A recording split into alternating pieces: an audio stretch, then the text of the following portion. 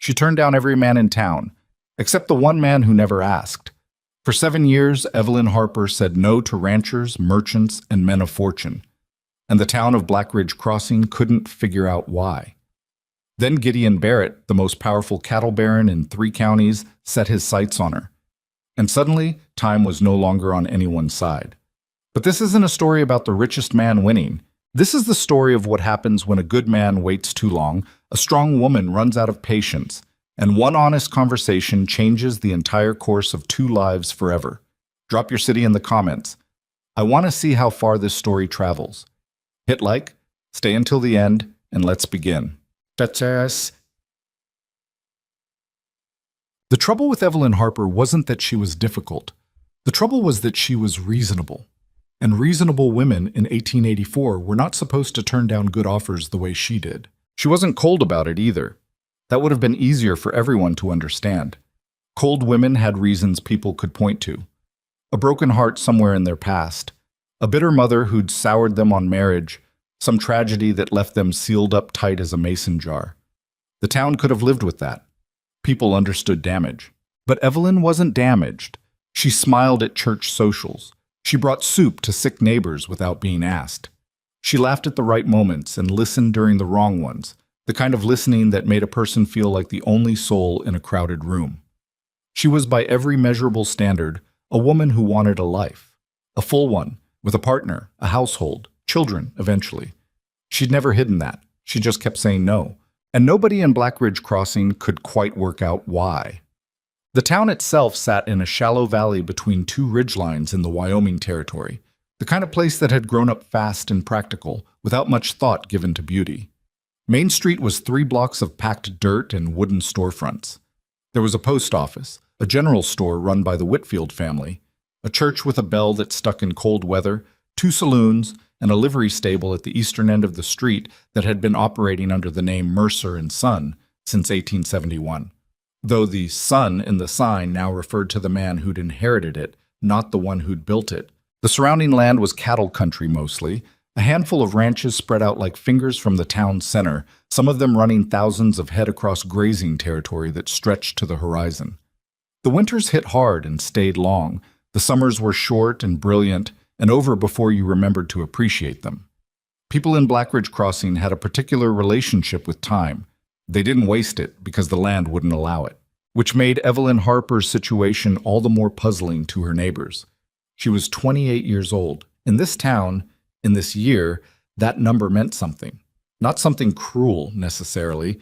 Nobody was unkind about it, at least not to her face, but it meant the window that everyone assumed existed for a woman like her was narrowing, and the whole community watched that window the way farmers watch the sky before a storm, with a kind of collective, helpless attention. Her father, Douglas Harper, had died 3 years prior and left her the farmstead, 40 acres, a decent house, a small vegetable operation that she'd expanded thoughtfully, and enough livestock to keep her solvent if she was careful.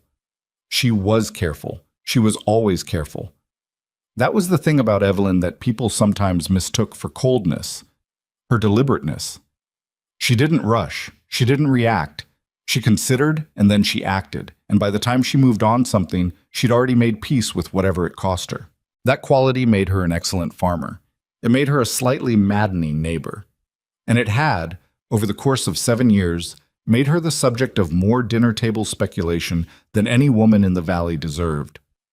The proposals had started when she was 21. The first came from Carl Braddock, who ran 200 head on the north side of the valley and had a perfectly acceptable face and a reputation for paying his hands on time.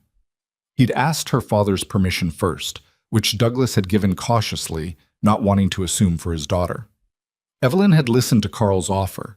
It was a formal thing, done in the parlor, with Douglas sitting in the corner pretending to read, and she'd thanked him sincerely and told him no. Carl had asked why. "Because I don't love you," she'd said. Not unkindly, just plainly, the way she said most things. Carl had stood there for a moment, recalibrating, because nobody had given him that reason before. Most women in Blackridge Crossing who turned down a man at least offered something softer. "I'm not ready yet," or "My father needs me here," or "You deserve someone who suits you better." Evelyn had just told him the truth. and it had landed like a dropped wrench on a hardwood floor. He'd married someone else within the year. They seemed fine. The second proposal came from James Whitfield, the general store owner's eldest son, who was educated and mannered and had a future in commerce that everyone agreed was promising. He'd courted her for 3 months first, which showed more patience than Carl had managed. By the end of those 3 months, Evelyn had concluded that James was a genuinely good person who wanted a woman to admire from a comfortable distance, and that what she wanted was not that. She told him no. The third was a rancher named Pete Dalton, who'd ridden in from Laramie and heard about her through some mutual connection and arrived at her door one Sunday afternoon like a man who'd been given directions to a destination he hadn't verified himself. He was confident, broad-shouldered, and had the specific kind of charm that only worked on people who hadn't seen it before. Evelyn had seen it before. She'd fed him lunch, which he seemed to take as a promising sign, and then she'd told him she wasn't interested. And he'd ridden back to Laramie looking considerably less confident than he'd arrived. After that, the proposals slowed. Not stopped. There were 2 more, minor ones, men who'd half convinced themselves it was worth trying. But the volume dropped because the town had arrived at a consensus. Evelyn Harper was waiting for something, and nobody knew what it was. The leading theory, held by most of the women and all of the more romantically inclined men, was that she was waiting for someone from the East. Some educated, prosperous man who would arrive by stage and recognize in her something the local men had missed. This theory was popular because it was flattering to Evelyn while also explaining why she'd passed on perfectly adequate local options. The second theory, held mostly by the more practical-minded residents, was that she didn't want to marry at all, that she was content on her own land running her own life, and the whole business of a husband struck her as more trouble than the benefits warranted. This theory had some merit and was treated with quiet respect by some and quiet disapproval by others, depending on who you asked. The third theory was held by exactly one person in Blackridge Crossing, and that person was Ruth Caffey, who ran the seamstress shop on the south end of Main Street, and who had been Evelyn's closest friend since they were both 12 years old. Ruth's theory was not complicated. Evelyn was waiting for Silas Mercer, had been waiting for Silas Mercer, and would likely keep waiting for Silas Mercer until either he said something or she gave up entirely. Ruth kept this theory mostly to herself, because she was discreet when it mattered, but she held it with the specific, unshakable certainty of someone who had seen the evidence firsthand and drawn the only logical conclusion available. Silas Mercer was 31 years old and had been running the livery stable since he was 19, when his father's health had made the handoff necessary and somewhat abrupt. He was not, by the town's conventional accounting, a remarkable man. He wasn't wealthy. The stable did well enough, covered its expenses, gave him a decent living, but there was no fortune being built there, no land expanding under his ownership. He wasn't particularly educated. He'd had basic schooling, could read and write well enough, and had supplemented what he knew through years of practical work and whatever books he could get his hands on, but he wasn't the kind of man who quoted philosophy at dinner parties. He was quiet. Not the suspicious kind of quiet, not the wounded kind, just the natural, unhurried silence of a man who'd spent most of his adult life working alongside horses, who had learned to communicate without much noise, who listened more than he spoke and meant what he said when he said it.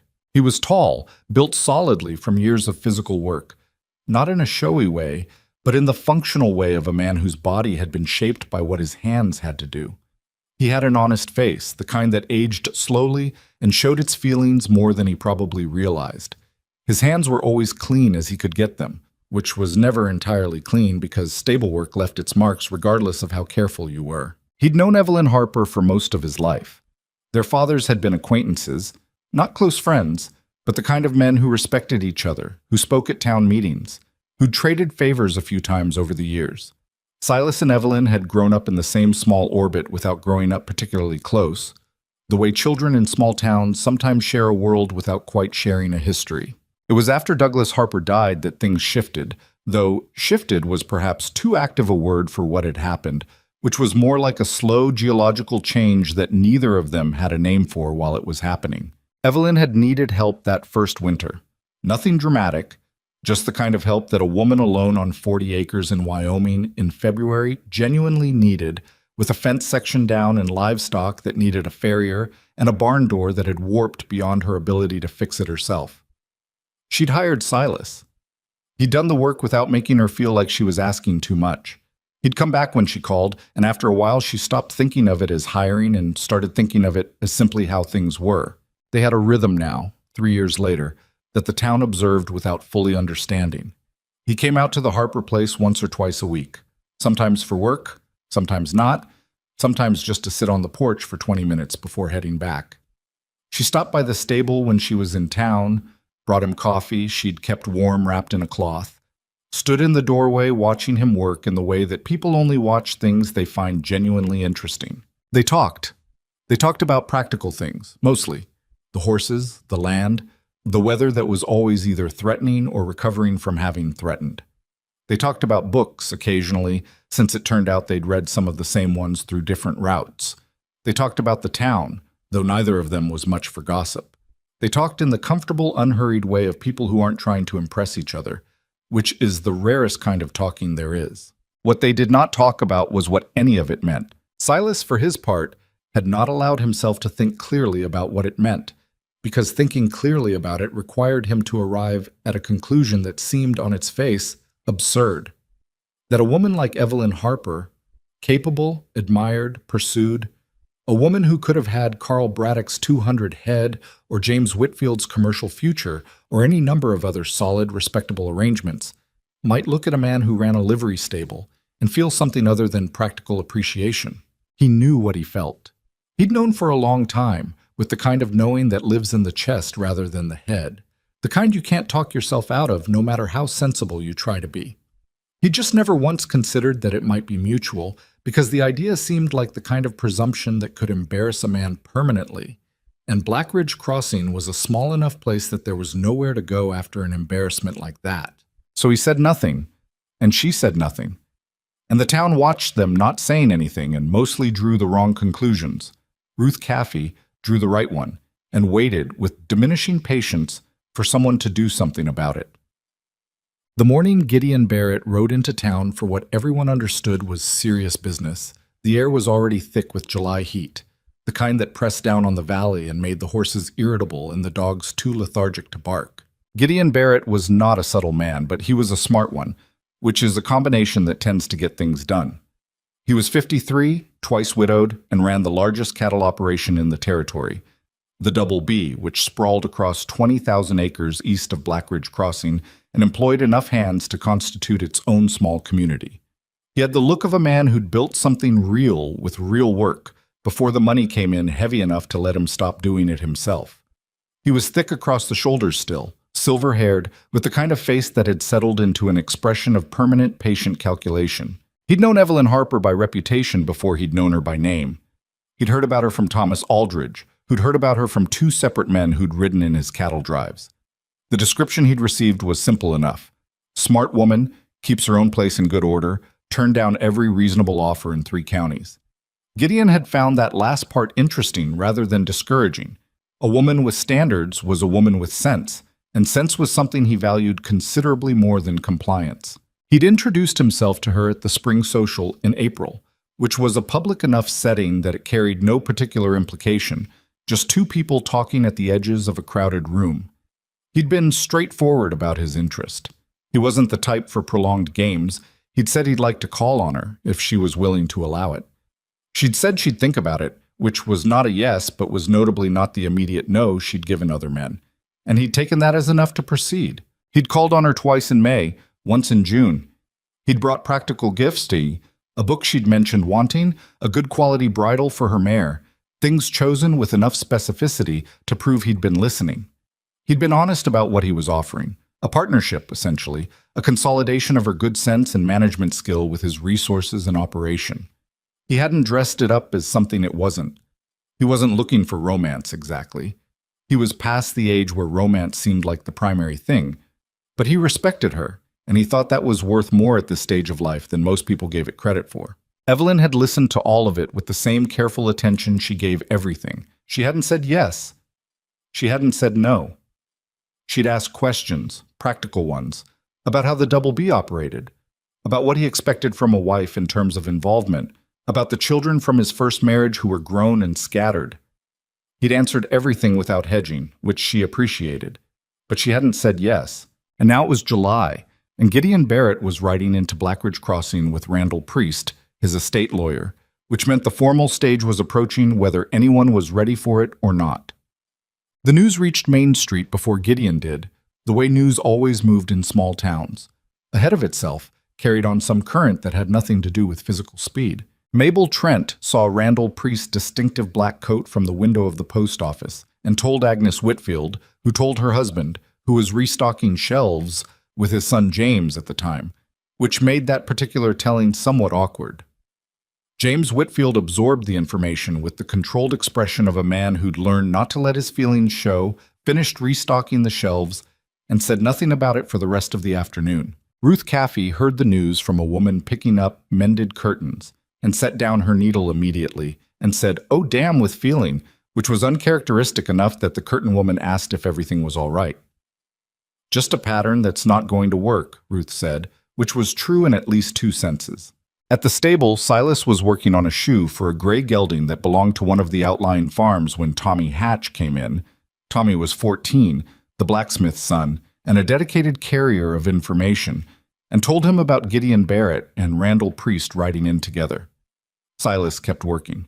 "Everybody's saying he's going to make it formal," Tommy said. He had the slightly breathless quality of someone delivering news they find personally exciting. An official proposal, proper-like, with legal papers and everything. "That right," Silas said. "Not a question. Miss Harper's the only one he's been calling on. Everybody knows it." Tommy paused, as if giving Silas an opportunity to react. "What do you think about that?" Silas looked up from the hoof he was holding. He looked at Tommy with the expression of a man who has had a great deal of practice at not showing what he's thinking. "I think that gelding's shoe needed replacing 2 weeks ago," he said. "I think whoever's been riding him on rocky ground needs to slow down. And I think you've got chores your father probably wants done." Tommy took the hint and left. Silas set down the hoof carefully, straightened, and stood for a moment in the dim, hay-scented interior of the stable, with the gelding breathing beside him and the sound of Main Street coming in through the open door. And he thought about nothing in particular with the intensity of a man thinking about something very specific indeed. Evelyn was at her place when the news reached her, brought by her neighbor Clara Finch, who arrived on foot with the particular energy of a woman delivering urgent information. "Gideon Barrett's in town," Clara said, catching her breath at the gate. "With his lawyer, Randall Priest, the one from Cheyenne." Evelyn was pulling weeds from the kitchen garden. She sat back on her heels and looked at Clara with an expression that gave nothing away. "I know who Randall Priest is," she said. "Well?" Clara gestured vaguely in the direction of town, as if the gesture completed the sentence. Evelyn stood, brushed the dirt from her hands. The sun was fierce this time of day, and she'd been out in it long enough that the back of her neck felt tight. She squinted toward the ridge as if she could see past it to the town she knew was there. "He called on me in April," she said, "and May, and June." "I know that," Clara said. "The whole town knows that. Evelyn, what are you going to—" "I don't know yet," Evelyn said. The honesty of it seemed to catch Clara off guard. She'd expected something more composed, something more like the version of Evelyn Harper that everyone knew, the one who always seemed to have already worked through her feelings before they arrived on her face. But this Evelyn looked tired. Not the tired of not having slept, but the tired of having been patient for a very long time, without the patience resolving into anything. "He's a good man," Clara offered, tentatively. "I know he is," Evelyn said. "And he's offering—" "I know what he's offering, Clara." A silence. The garden smelled of warm earth and broken stems. A hawk turned lazy circles above the east pasture.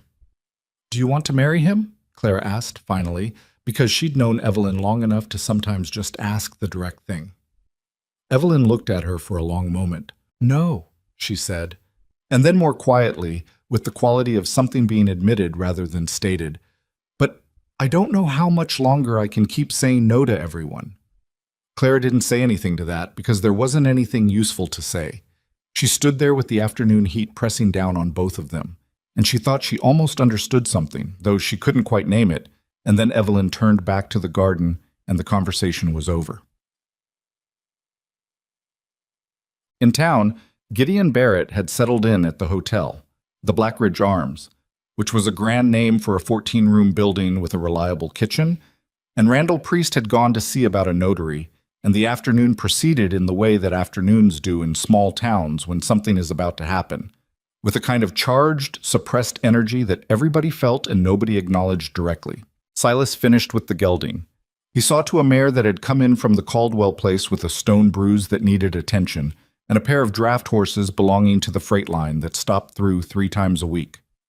He did all of this with his usual economy of movement, his usual quiet focus, and the whole time the thing he was not thinking about moved through the back of his mind like weather he could feel but hadn't named. It was past 4 in the afternoon when Ben Colby arrived.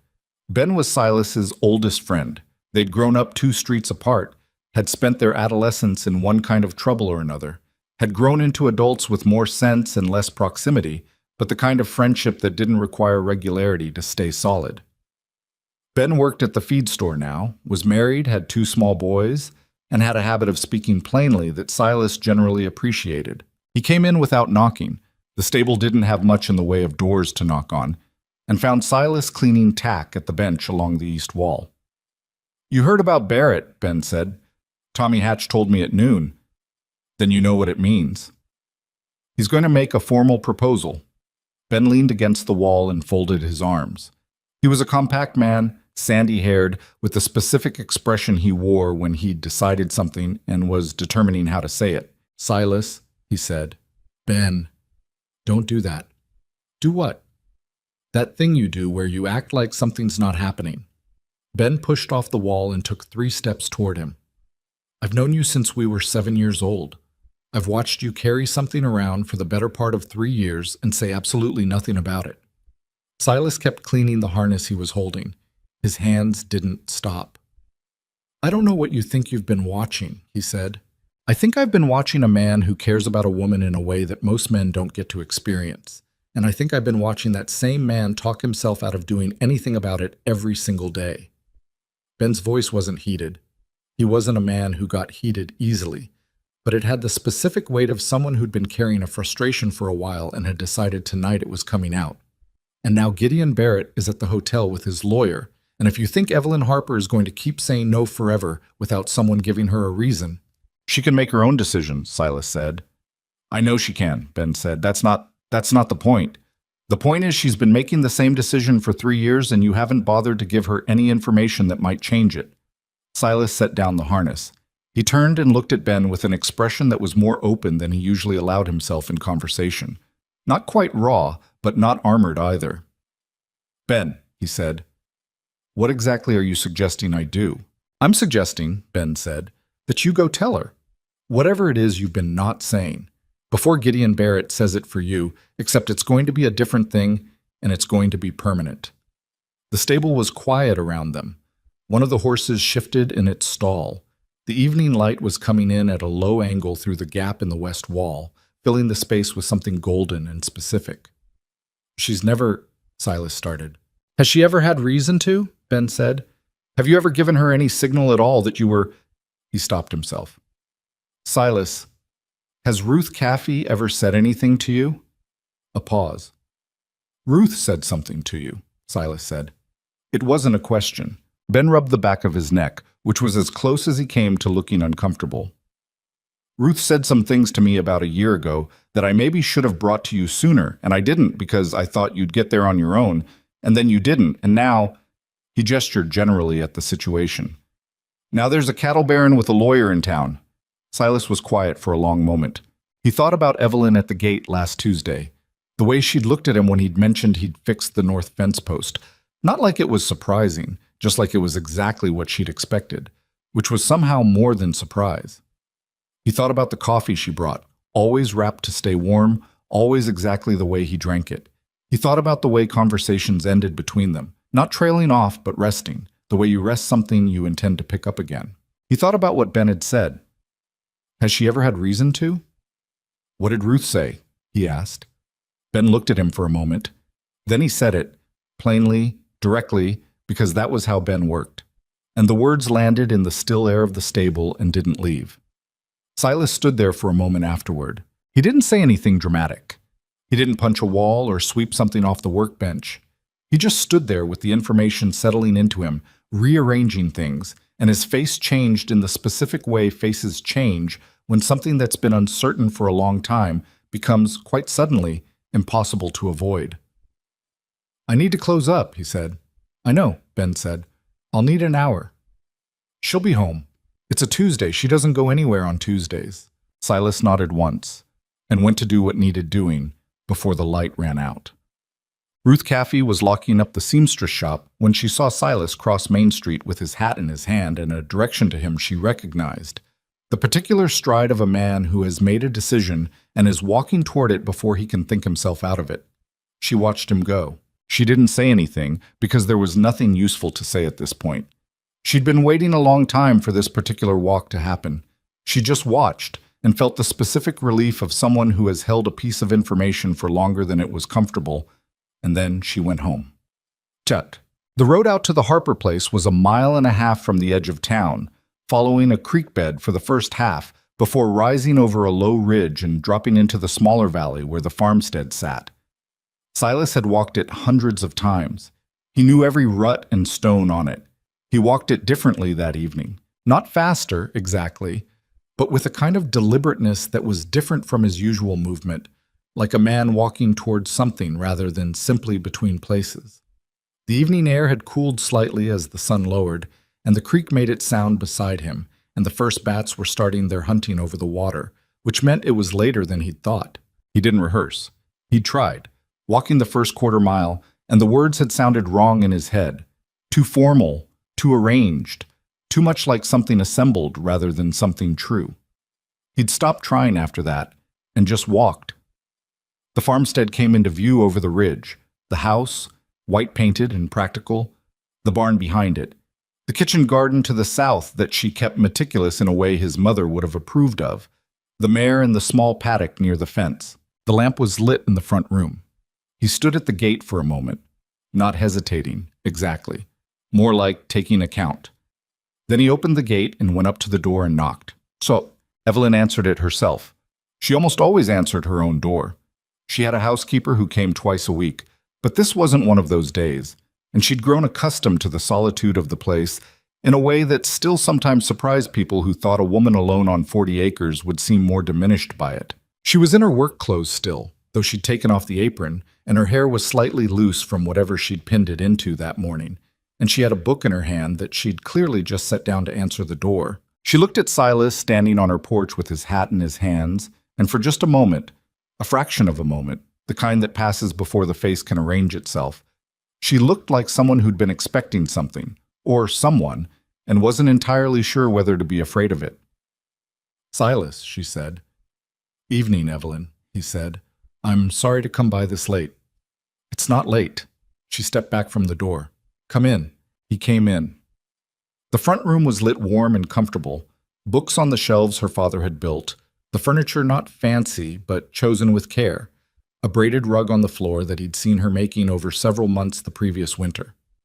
The room smelled of the supper she'd already had, something with herbs, and the particular smell of old wood and lamplight that he associated specifically with this house. "I heard Barrett's in town," he said.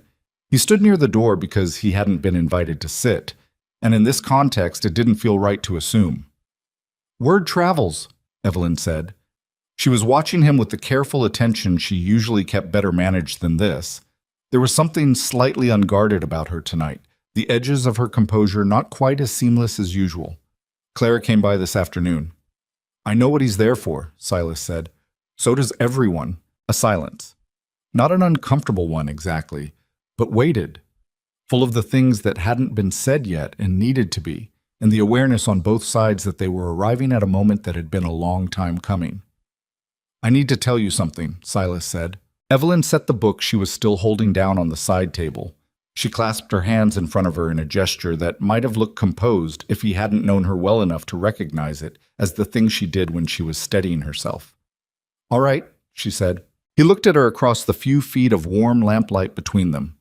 He looked at the face he'd been looking at for 3 years with the specific, restrained attention of a man who'd been teaching himself not to look too long or too directly, and he thought, "This is the thing. Right now, this is the thing. I've been—" He started. Stopped. Tried again. I care about you, Evelyn. Not in the way a neighbor cares. Not in the way a person cares about someone they respect. In the way that... He stopped again. And this time he seemed genuinely frustrated with himself, which was unusual enough that it shifted something in the room. I'm not good at this. I've been telling myself that for 3 years, and I've been using it as a reason not to try, and I don't think that's... He paused. I don't think that's been fair to you. Evelyn was very still. What I'm saying, Silas said, is that I care about you in the way that means I should have said something a long time ago. And I didn't because I'd talked myself into believing that you couldn't, that a woman like you wouldn't... He stopped, shook his head slightly. That was my problem, not yours. It was my own fear, and I dressed it up as consideration for you, and I think that was wrong. The lamp flickered once, briefly, in some small draft. Evelyn looked at him with the expression of someone who has been waiting to hear something and is in the process of making sure they're actually hearing it, that it's real, and not some wishful reconstruction of something more ordinary. Are you telling me, she said carefully, that you have feelings for me that you've been keeping to yourself for 3 years? He met her eyes. Yes, he said. That's what I'm telling you. The quiet that followed was the kind that lives between things, between the said and the not yet said, between the question and its answer, between one version of the future and another. She looked at him for a long moment, and then something in her face, the careful, managed composure of a woman who had learned to hold things in without letting them show, came quietly undone. It didn't break. It didn't collapse. It just let go. The way a hand lets go of something it's been holding for a very long time. Silas Mercer, she said, and her voice was slightly unsteady in a way that he'd never once heard from her before, which was more affecting than anything she could have said. What on earth took you so long? He stood there for a moment, understanding that the question wasn't rhetorical, and that it was not angry, and that what it genuinely was exhausted relief. Fear, he said. Mostly fear. Mostly? Some stubbornness. She made a sound that was almost a laugh. Not quite. It was too complicated to be a simple laugh, but close enough. I've been refusing men for 3 years, she said. Her voice was steadier now, though her hands were still clasped, and the clasp was tight. Good men, some of them. Men with land and money and better prospects than a stable in Blackridge Crossing. She stopped. Do you know why? He thought about what Ben had said, what Ruth had apparently told Ben, in confidence, a year ago. He thought he knew. But he didn't say it, because this was not the moment for telling her what he thought he knew. This was the moment for listening. Why? He said. She looked at him with the direct, unflinching attention that had always been one of the things he admired most about her, the way she looked at things she meant to understand. Because none of them were you, she said. Simple as that.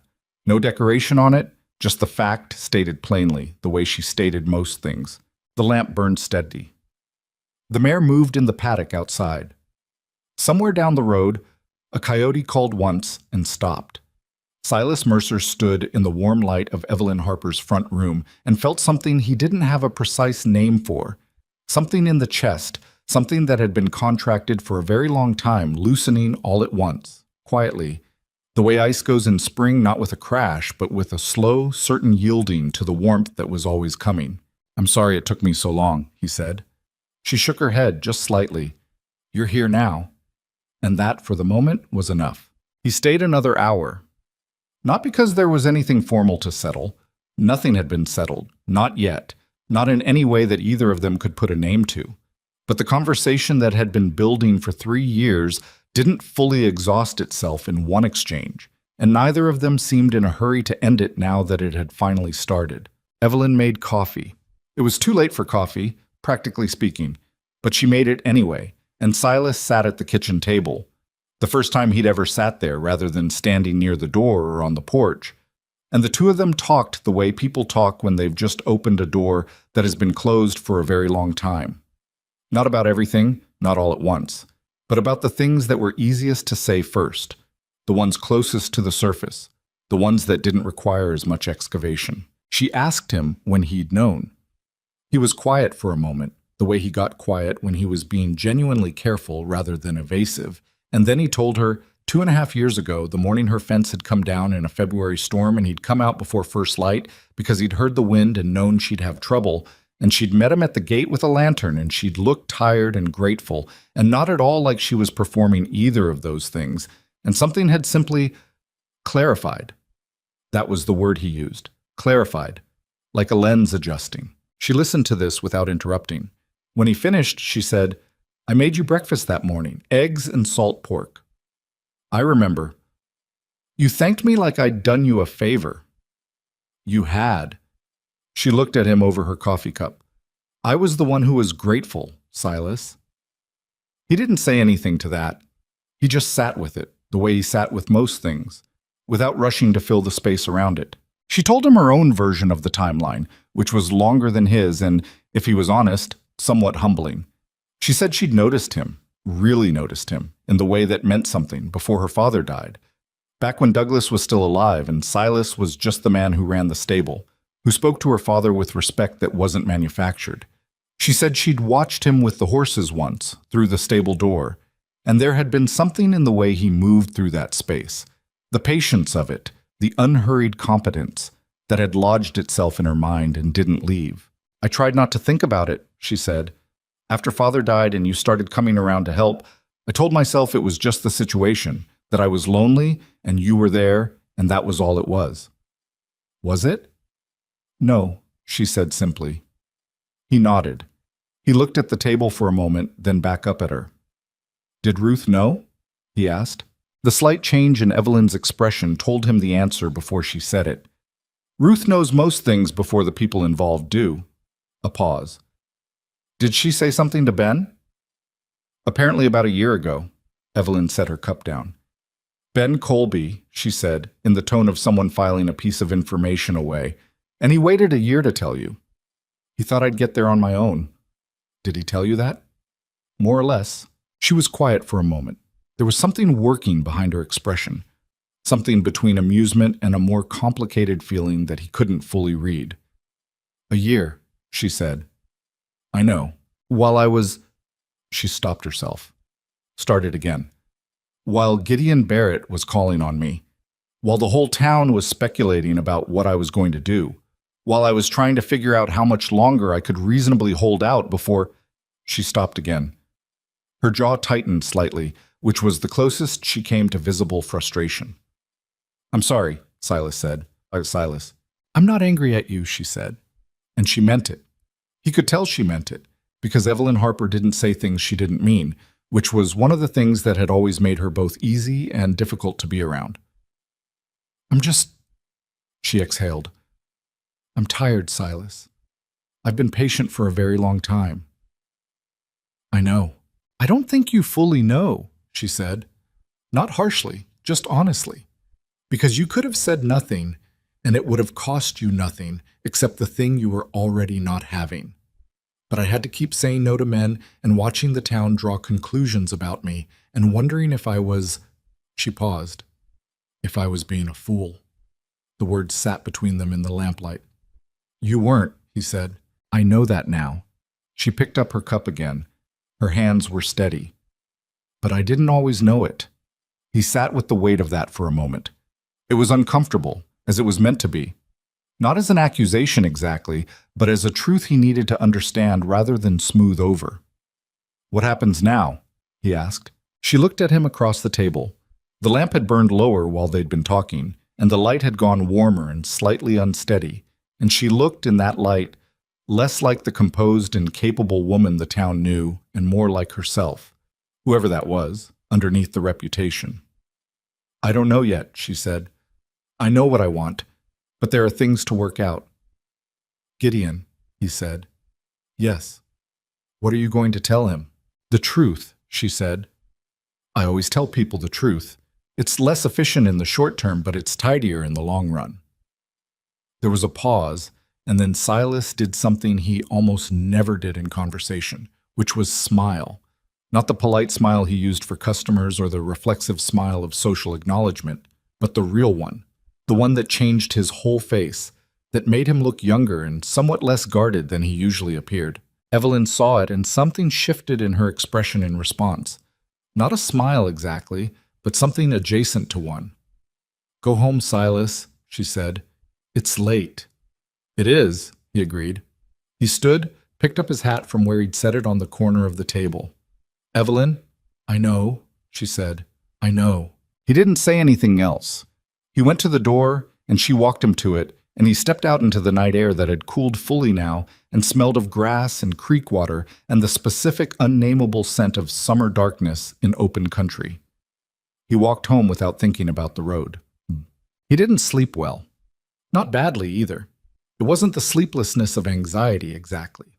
More the sleeplessness of a man whose mind has received too much information and is quietly working through it, arranging and rearranging, trying to understand the shape of a thing that had only just taken form. He lay on his back in the dark and listened to the town settle around him and thought about what she'd said. "I was trying to figure out how much longer I could hold out." He turned that over a few times. He was not generally a man who punished himself. Self-flagellation struck him as a kind of indulgence, a way of making yourself the center of a story that involved other people. But he understood that he had cost her something by being silent, and that understanding settled in him with the quiet, uncomfortable weight of genuine accountability. He'd been afraid. He knew that. He'd always known that, though he dressed it up as consideration for her, as not wanting to presume, as the reasonable caution of a man who understood his own limitations. All of that was real enough in its way, but it was also true that underneath all of it was simple fear. The fear of a man who had grown up understanding that some things are not available to him, who had learned early that wanting something too visibly was the first step toward its denial. He now understood, applied that lesson in a place where it didn't belong. He fell asleep around 2 in the morning and woke at 5, which was his usual time regardless of what the previous night had contained, and went to work. The town was a different thing in the early morning, before the day had fully organized itself. Main Street was quiet except for the freight wagon that came through at first light and the occasional figure moving between buildings with the purposeful economy of someone who had a specific place to be. Silas opened the stable, fed the horses in his care, cleaned what needed cleaning, and did it all with his hands on the work while his mind was somewhere else. He was reshoeing a bay mare when Ben Colby appeared just after 7, earlier than he usually showed up for anything that wasn't emergency business. Ben stood in the doorway, reading Silas's face with the practiced attention of a man who'd known him a long time. "You went," Ben said. "I went." "And?" Silas kept working. After a moment, he said, "You knew what Ruth told you for a year."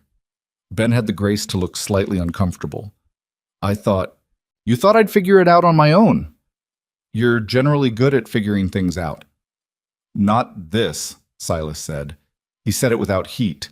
"Not this particular thing." Ben leaned against the doorframe. "How did it go?" Silas was quiet for a moment, in the way that meant he was deciding how much to say rather than deciding what he felt. "It went," he said, "the way I should have gone 2 years ago." Ben absorbed this. He nodded slowly, with the expression of a man who is glad something has happened and also aware that his own delay contributed to it not happening sooner. "She all right?" "She's—" Silas paused. He reached for the word and found the only one that was accurate. "She's relieved and tired, and she's still got Barrett to deal with." Ben winced slightly. "What's she gonna do?" "Tell him the truth. That's what she said." "That's Evelyn," Ben said, with the slight combination of admiration and apprehension that the phrase tended to carry from people who knew her. Silas looked up from the shoe. "You should have told me a year ago, Ben." Ben met his eyes. He didn't make excuses, which was one of the things Silas valued about him. "I should have," he said. "I'm sorry." Silas held the look for another moment, then went back to the shoe. The conversation was over. Well, Gideon Barrett was a man who liked mornings. He was up before 6, downstairs in the hotel dining room before the kitchen had fully committed to breakfast, drinking coffee by the window and looking out at the street with the alert, patient expression of a man who had learned to use quiet hours productively. He had not sent word to Evelyn yet.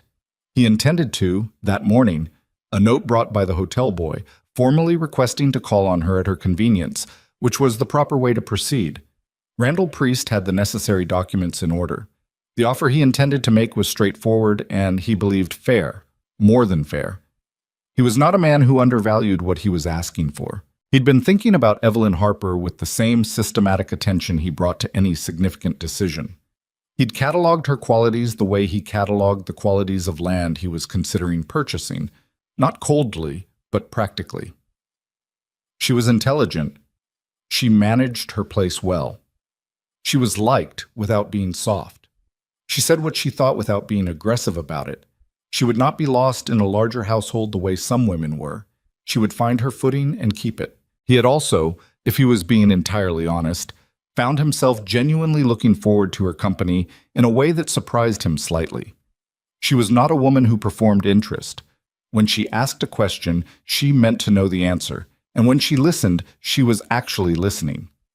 After 2 widowhoods and several decades of managing a large operation surrounded by people whose primary relationship to him was economic, that quality felt, unexpectedly, like something he hadn't known he was missing.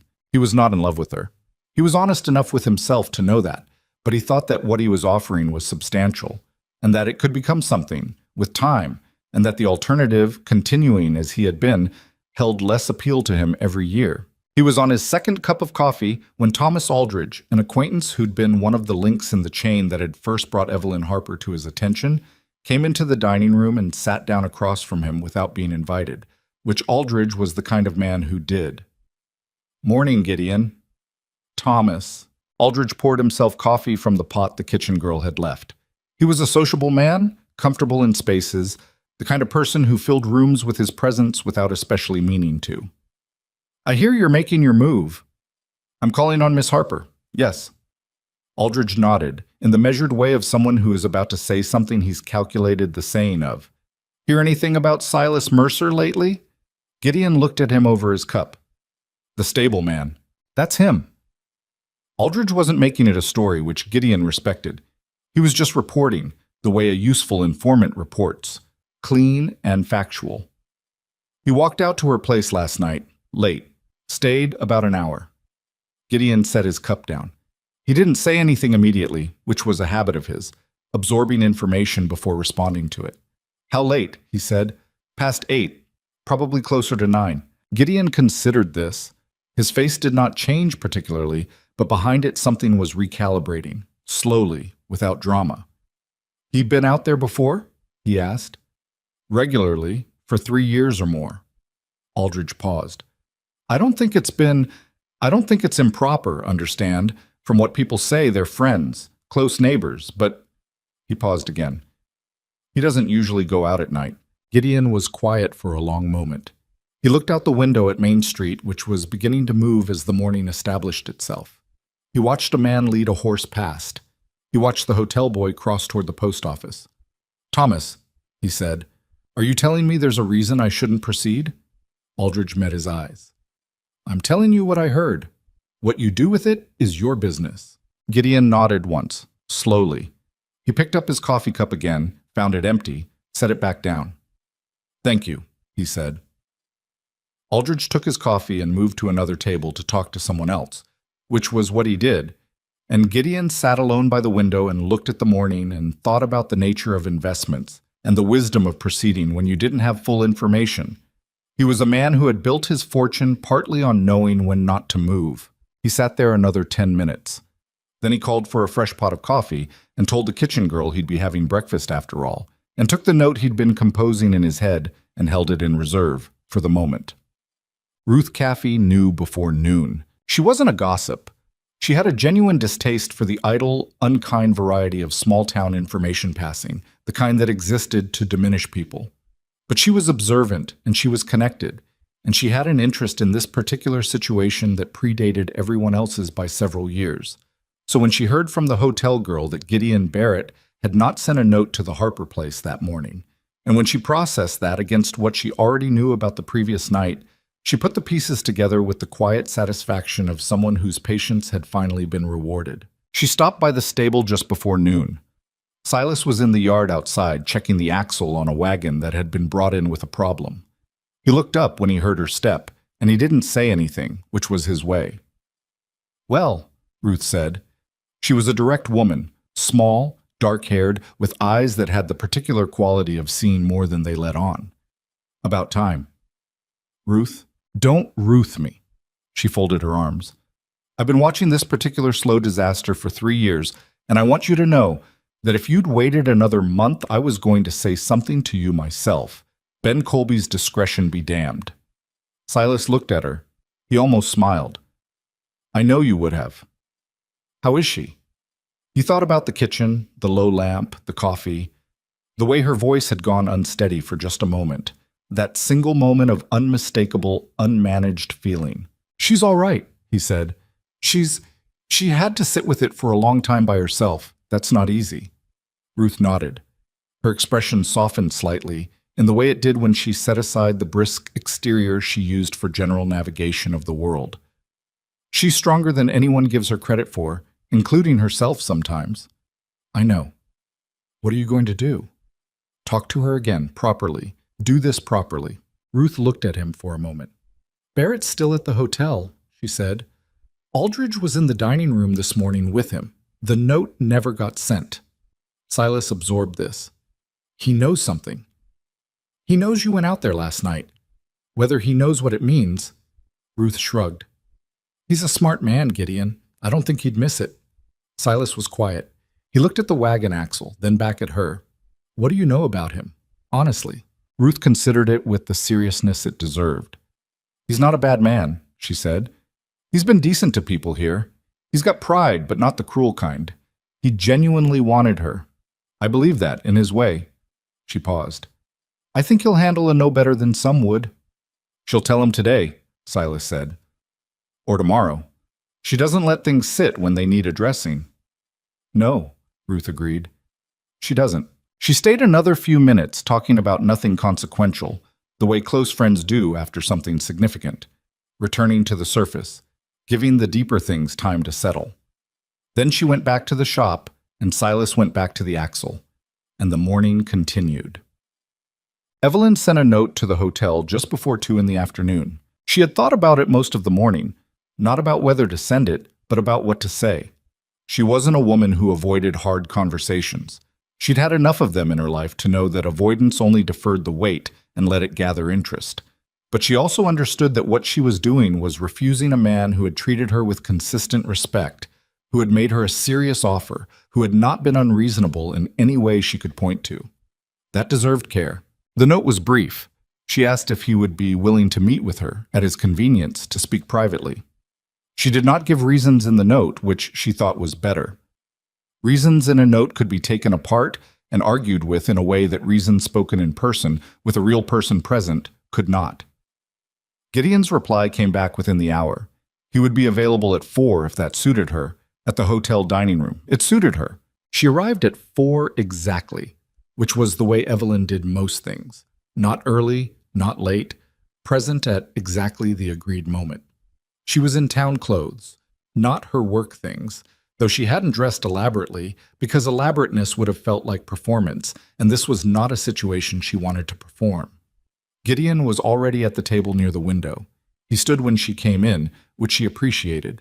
He had consistent manners, which was a thing she'd noticed and noted. Miss Harper, he said, Mr. Barrett, thank you for seeing me on short notice.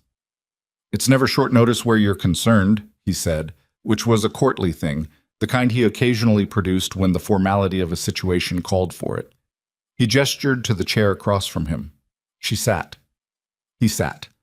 The kitchen girl came, and they both declined anything, which in itself said something about the nature of the conversation they were both prepared for. Gideon looked at her across the table with the direct, comfortable attention of a man who did not find difficult conversations frightening. That was something, at least. I suspect, he said, that I know what you're going to say. You might, she said. She met his eyes. I'm not going to say it unkindly. I didn't expect you would. He was quiet for a moment. Is it the stable man? She didn't look away. Yes, he nodded. Once, slowly, the way he'd nodded at Aldridge that morning, absorbing rather than reacting.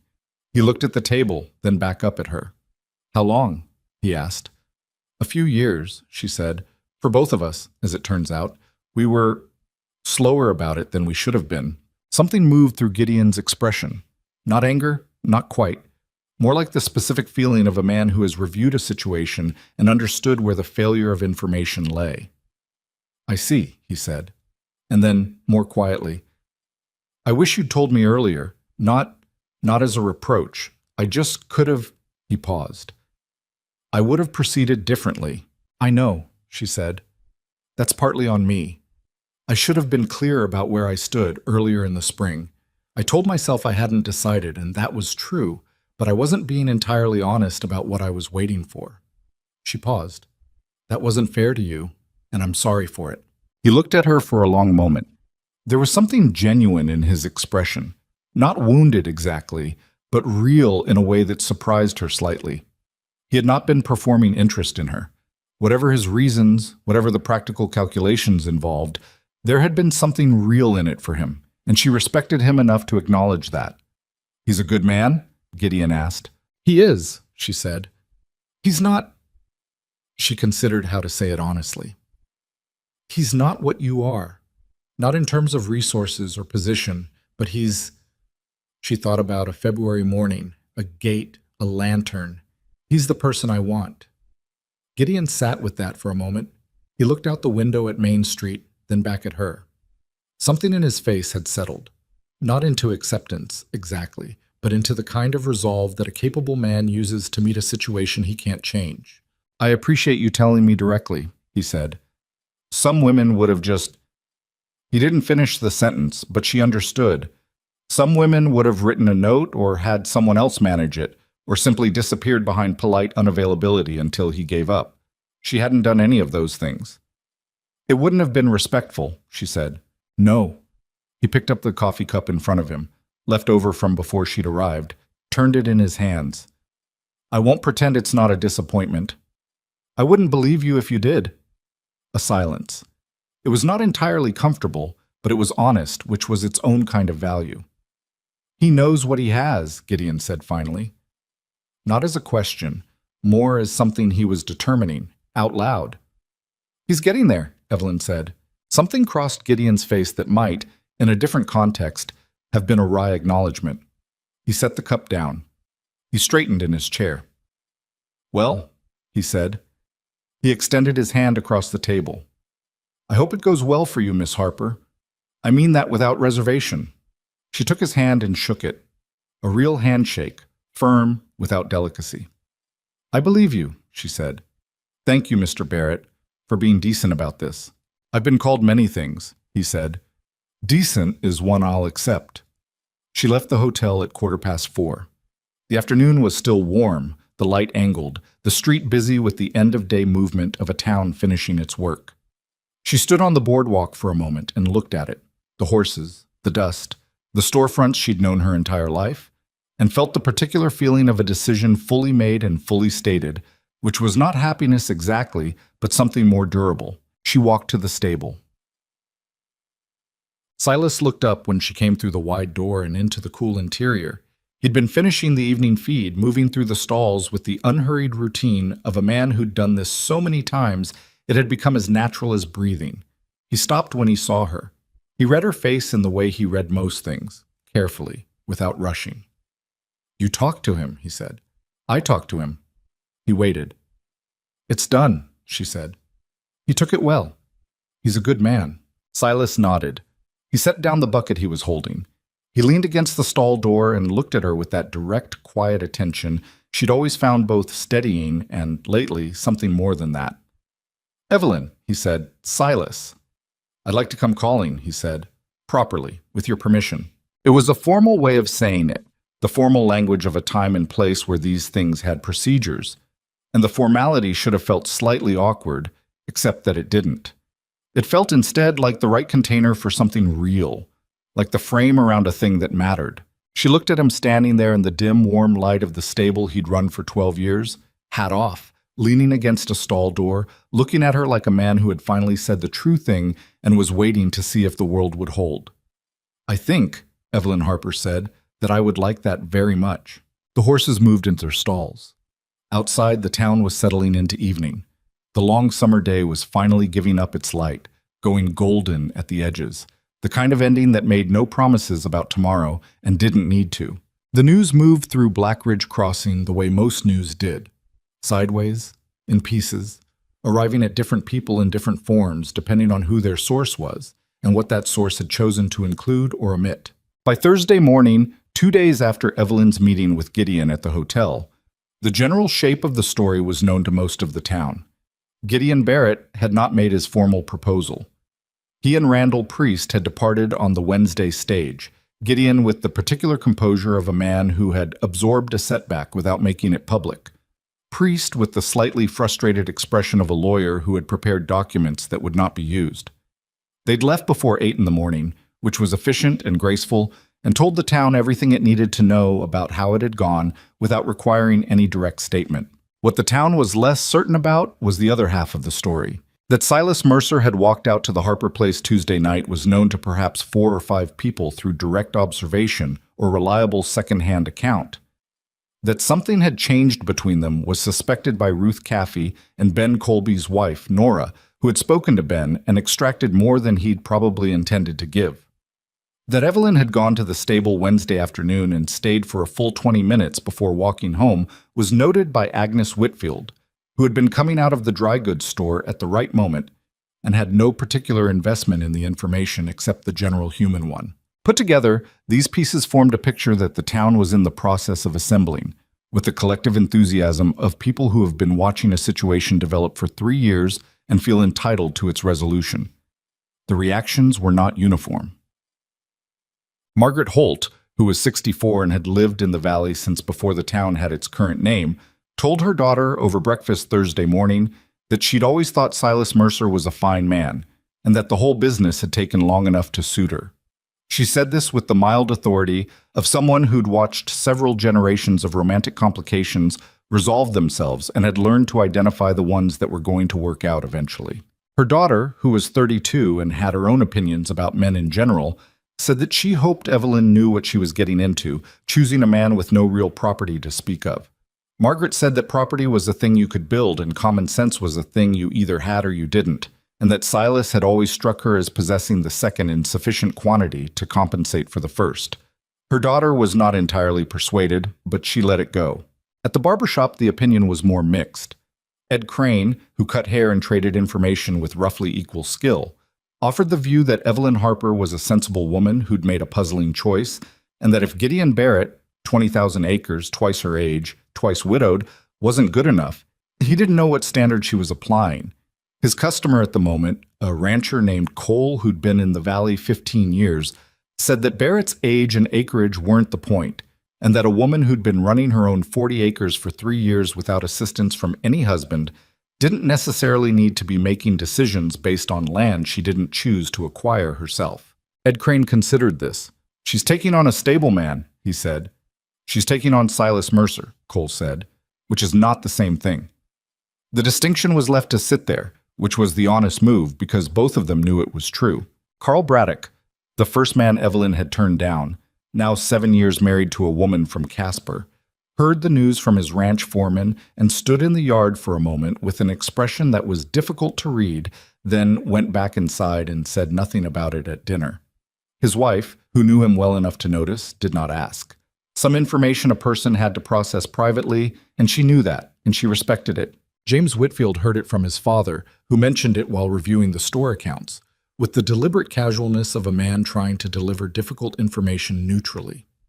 James said, "Ah," and continued reviewing the column of figures in front of him, and the conversation moved on to inventory. He was, by all available evidence, fine. He was engaged to a woman from Laramie now, and they seemed genuinely suited to each other, and the thing he'd felt for Evelyn Harper had softened over time into a kind of retrospective understanding. That what he'd wanted from her was not what she would have been, and that the refusal, while it had stung at the time, had possibly saved them both from a significant mutual disappointment. He still had complicated feelings. He was honest enough to admit that to himself. But complicated feelings were not the same as unresolved ones. Ruth Caffey heard the official version from Evelyn herself Thursday afternoon, when Evelyn came into the shop for what she claimed was a fitting adjustment on a skirt she'd had made in the spring, which was true as far as it went, but not the primary reason for the visit. Ruth made her stand on the fitting platform and worked at the hem with pins while Evelyn talked. This was, Ruth had found, the most effective arrangement for conversations of this kind. Giving the person something to look at other than you, some neutral physical activity to occupy their hands or their attention, freed up the more private things. "He's coming Saturday," Evelyn said, "to call on me. Properly." Ruth put a pin in the hem. "Properly. He asked permission. He was formal about it." A pause. "I think he was nervous." "I should hope so," Ruth said.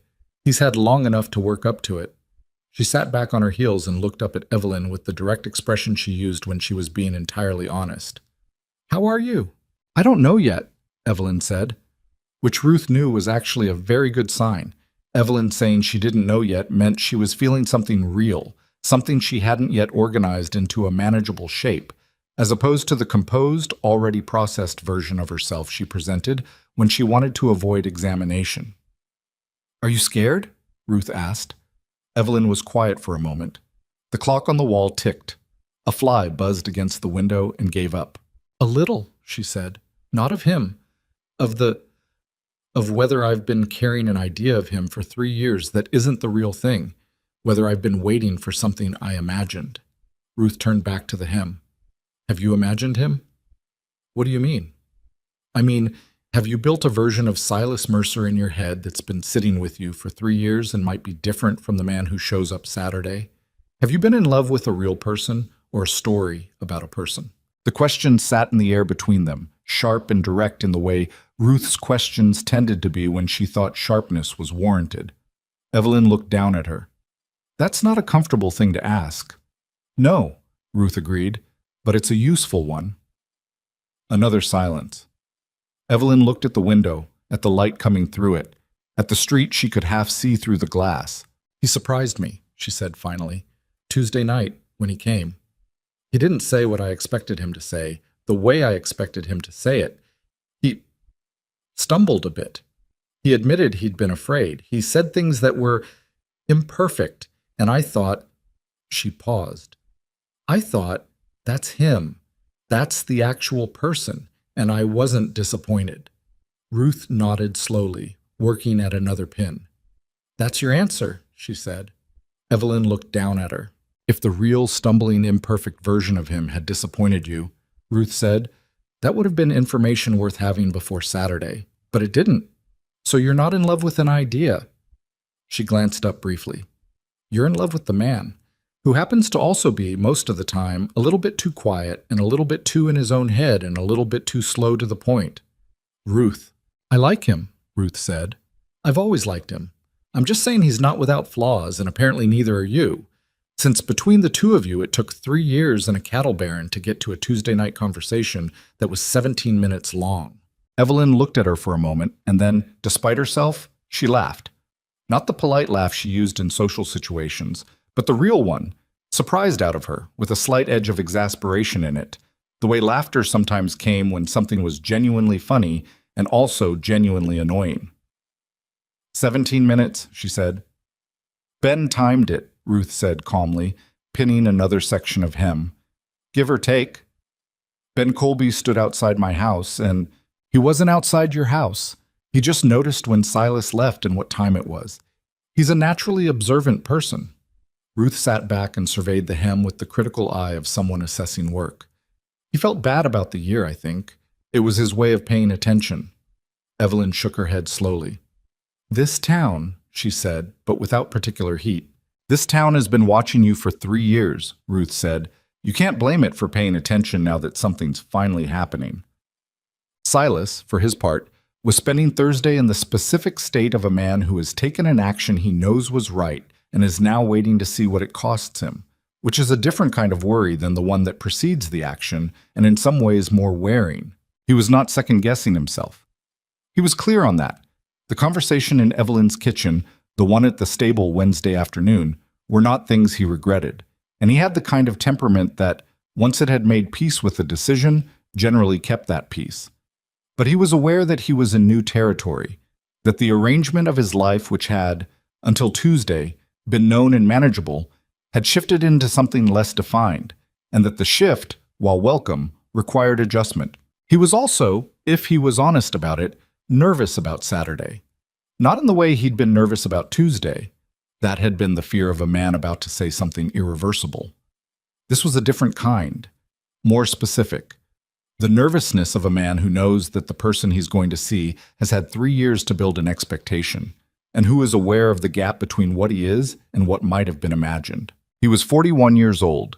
He was wrong. Silas was 31, not 41, and he ran a stable in a small town in Wyoming, and he was not, by any objective measure, a remarkable prospect. He knew that. He'd always known it. And while Tuesday night had dismantled the specific fear that she didn't want him, it hadn't addressed the adjacent fear, which was slightly harder to articulate, that she would want him, but that he would fail the wanting, that he would show up Saturday and every Saturday after, and over time the gap between what she'd believed him to be and what he actually was would become visible, and what she'd felt would quietly erode. He was thinking about this on Thursday afternoon, working at the bench in the back of the stable, when Tommy Hatch appeared again. Tommy's appearances were a kind of recurring feature of Silas's life, reliable as weather. "Miss Harper's been at the seamstress shop for an hour," Tommy reported, because Tommy had no evident understanding of what information was, and was not relevant to share. "That's her business," Silas said. "People are talking about you," Tommy said. "About you and her. Some people think it's—" He seemed to be searching for a word that wasn't quite available to a 14-year-old. "Strange," he settled on, "that she'd pick you over Mr. Barrett." Silas kept working. He did not look up. "What do you think?" Tommy seemed surprised to be asked. He considered it with the particular seriousness that some 14-year-olds bring to unexpected questions. "I think Mr. Barrett's old," he said, "and I think you've always treated her horses good, which she'd care about." Silas looked up at him then. "That's more perceptive than you usually get credit for, Tommy." Tommy looked uncertain whether that was a compliment. He decided it probably was. "Thanks," he said, and disappeared. Saturday came with the particular quality of mornings that know they matter, clear and warm, the sky the specific shade of blue that appeared in midsummer Wyoming when the air was still and the light had not yet achieved its full afternoon weight. Silas was up before 5, which was normal. He did his morning work at the stable, which was also normal. He ate breakfast, which he prepared himself with the efficiency of a man who had been cooking for himself for 12 years and had no illusions about his own culinary skill. He owned one good suit. It was 3 years old, had been bought for a friend's wedding, fit him acceptably still, though he'd put on some weight in the shoulders since then. He pressed it the previous evening with the specific care of a man who didn't trust himself to get it right on the first attempt. He left for the Harper place at 9:30. He brought nothing. He'd thought about this carefully. What the right thing to bring was, what gesture was appropriate without being excessive. He'd considered flowers, which felt theatrical. He'd considered something practical, but practical gifts on a first formal call felt like he was already trying to negotiate the terms of usefulness before anything was established. He'd decided that what he was bringing was himself, without props, and that was either going to be enough or it wasn't. And he'd prefer to know which sooner rather than later. The walkout was familiar in every physical detail and entirely different in every interior one. The creek sounded the same. The road had the same ruts. The same hawk he'd seen most mornings that week was working the same thermal above the east pasture. But the way the walk registered in him was different, sharper, more present. The way everything becomes slightly more acute when you're moving toward something instead of just through something. Evelyn was on the porch when he came over the ridge. She was sitting with what appeared to be mending, though she set it down when she saw him coming, which he registered without showing that he registered it. She was in a blue dress he hadn't seen before. Not new, he didn't think, but not what she typically wore when he was around, which was usually something more practical. Her hair was pinned up. She looked, he thought, like herself, which was the most honest way he could put it. Not dressed up into something other than what she was, just the version of herself she wore when an occasion asked for it. He came up to the gate. "Morning," he said. "Morning," she said. "Come in." He opened the gate and came up the path and stopped at the foot of the porch steps. He had his hat in his hands, which was becoming a habit in her presence. "You look well," he said. "You look nervous," she said. He considered denying it. "Some," he admitted. "Good," she said. "Sit down." He sat in the chair beside hers, not the rocking chair her father had used, but the other one, the straight-backed one, which he'd sat in before on the porch. It felt familiar under him, which helped slightly. They sat for a moment in the particular quiet of two people who have things to say and are working out the order. "The town's talking," she said. "I know. Ed Crane thinks I've made a questionable decision." "Ed Crane's opinion on most things is worth about what his haircuts are worth," Silas said. "Which is not nothing, but not a lot either." Evelyn looked at him with the slight expression she got when something surprised her into amusement. "That's unkind." "It's accurate." She was quiet for a moment. A dog somewhere in the distance made one half-hearted sound and stopped. The mare in the paddock was standing in the near corner with her head over the fence, watching them with the benign curiosity of horses. "I've been thinking," Evelyn said, "about what this looks like. Practically." "What do you mean?" "I mean," she set the mending she'd picked back down again. She turned to face him more directly, which was her signal, he'd learned, that she was moving into something she intended to say carefully. "I have 40 acres. You have the stable.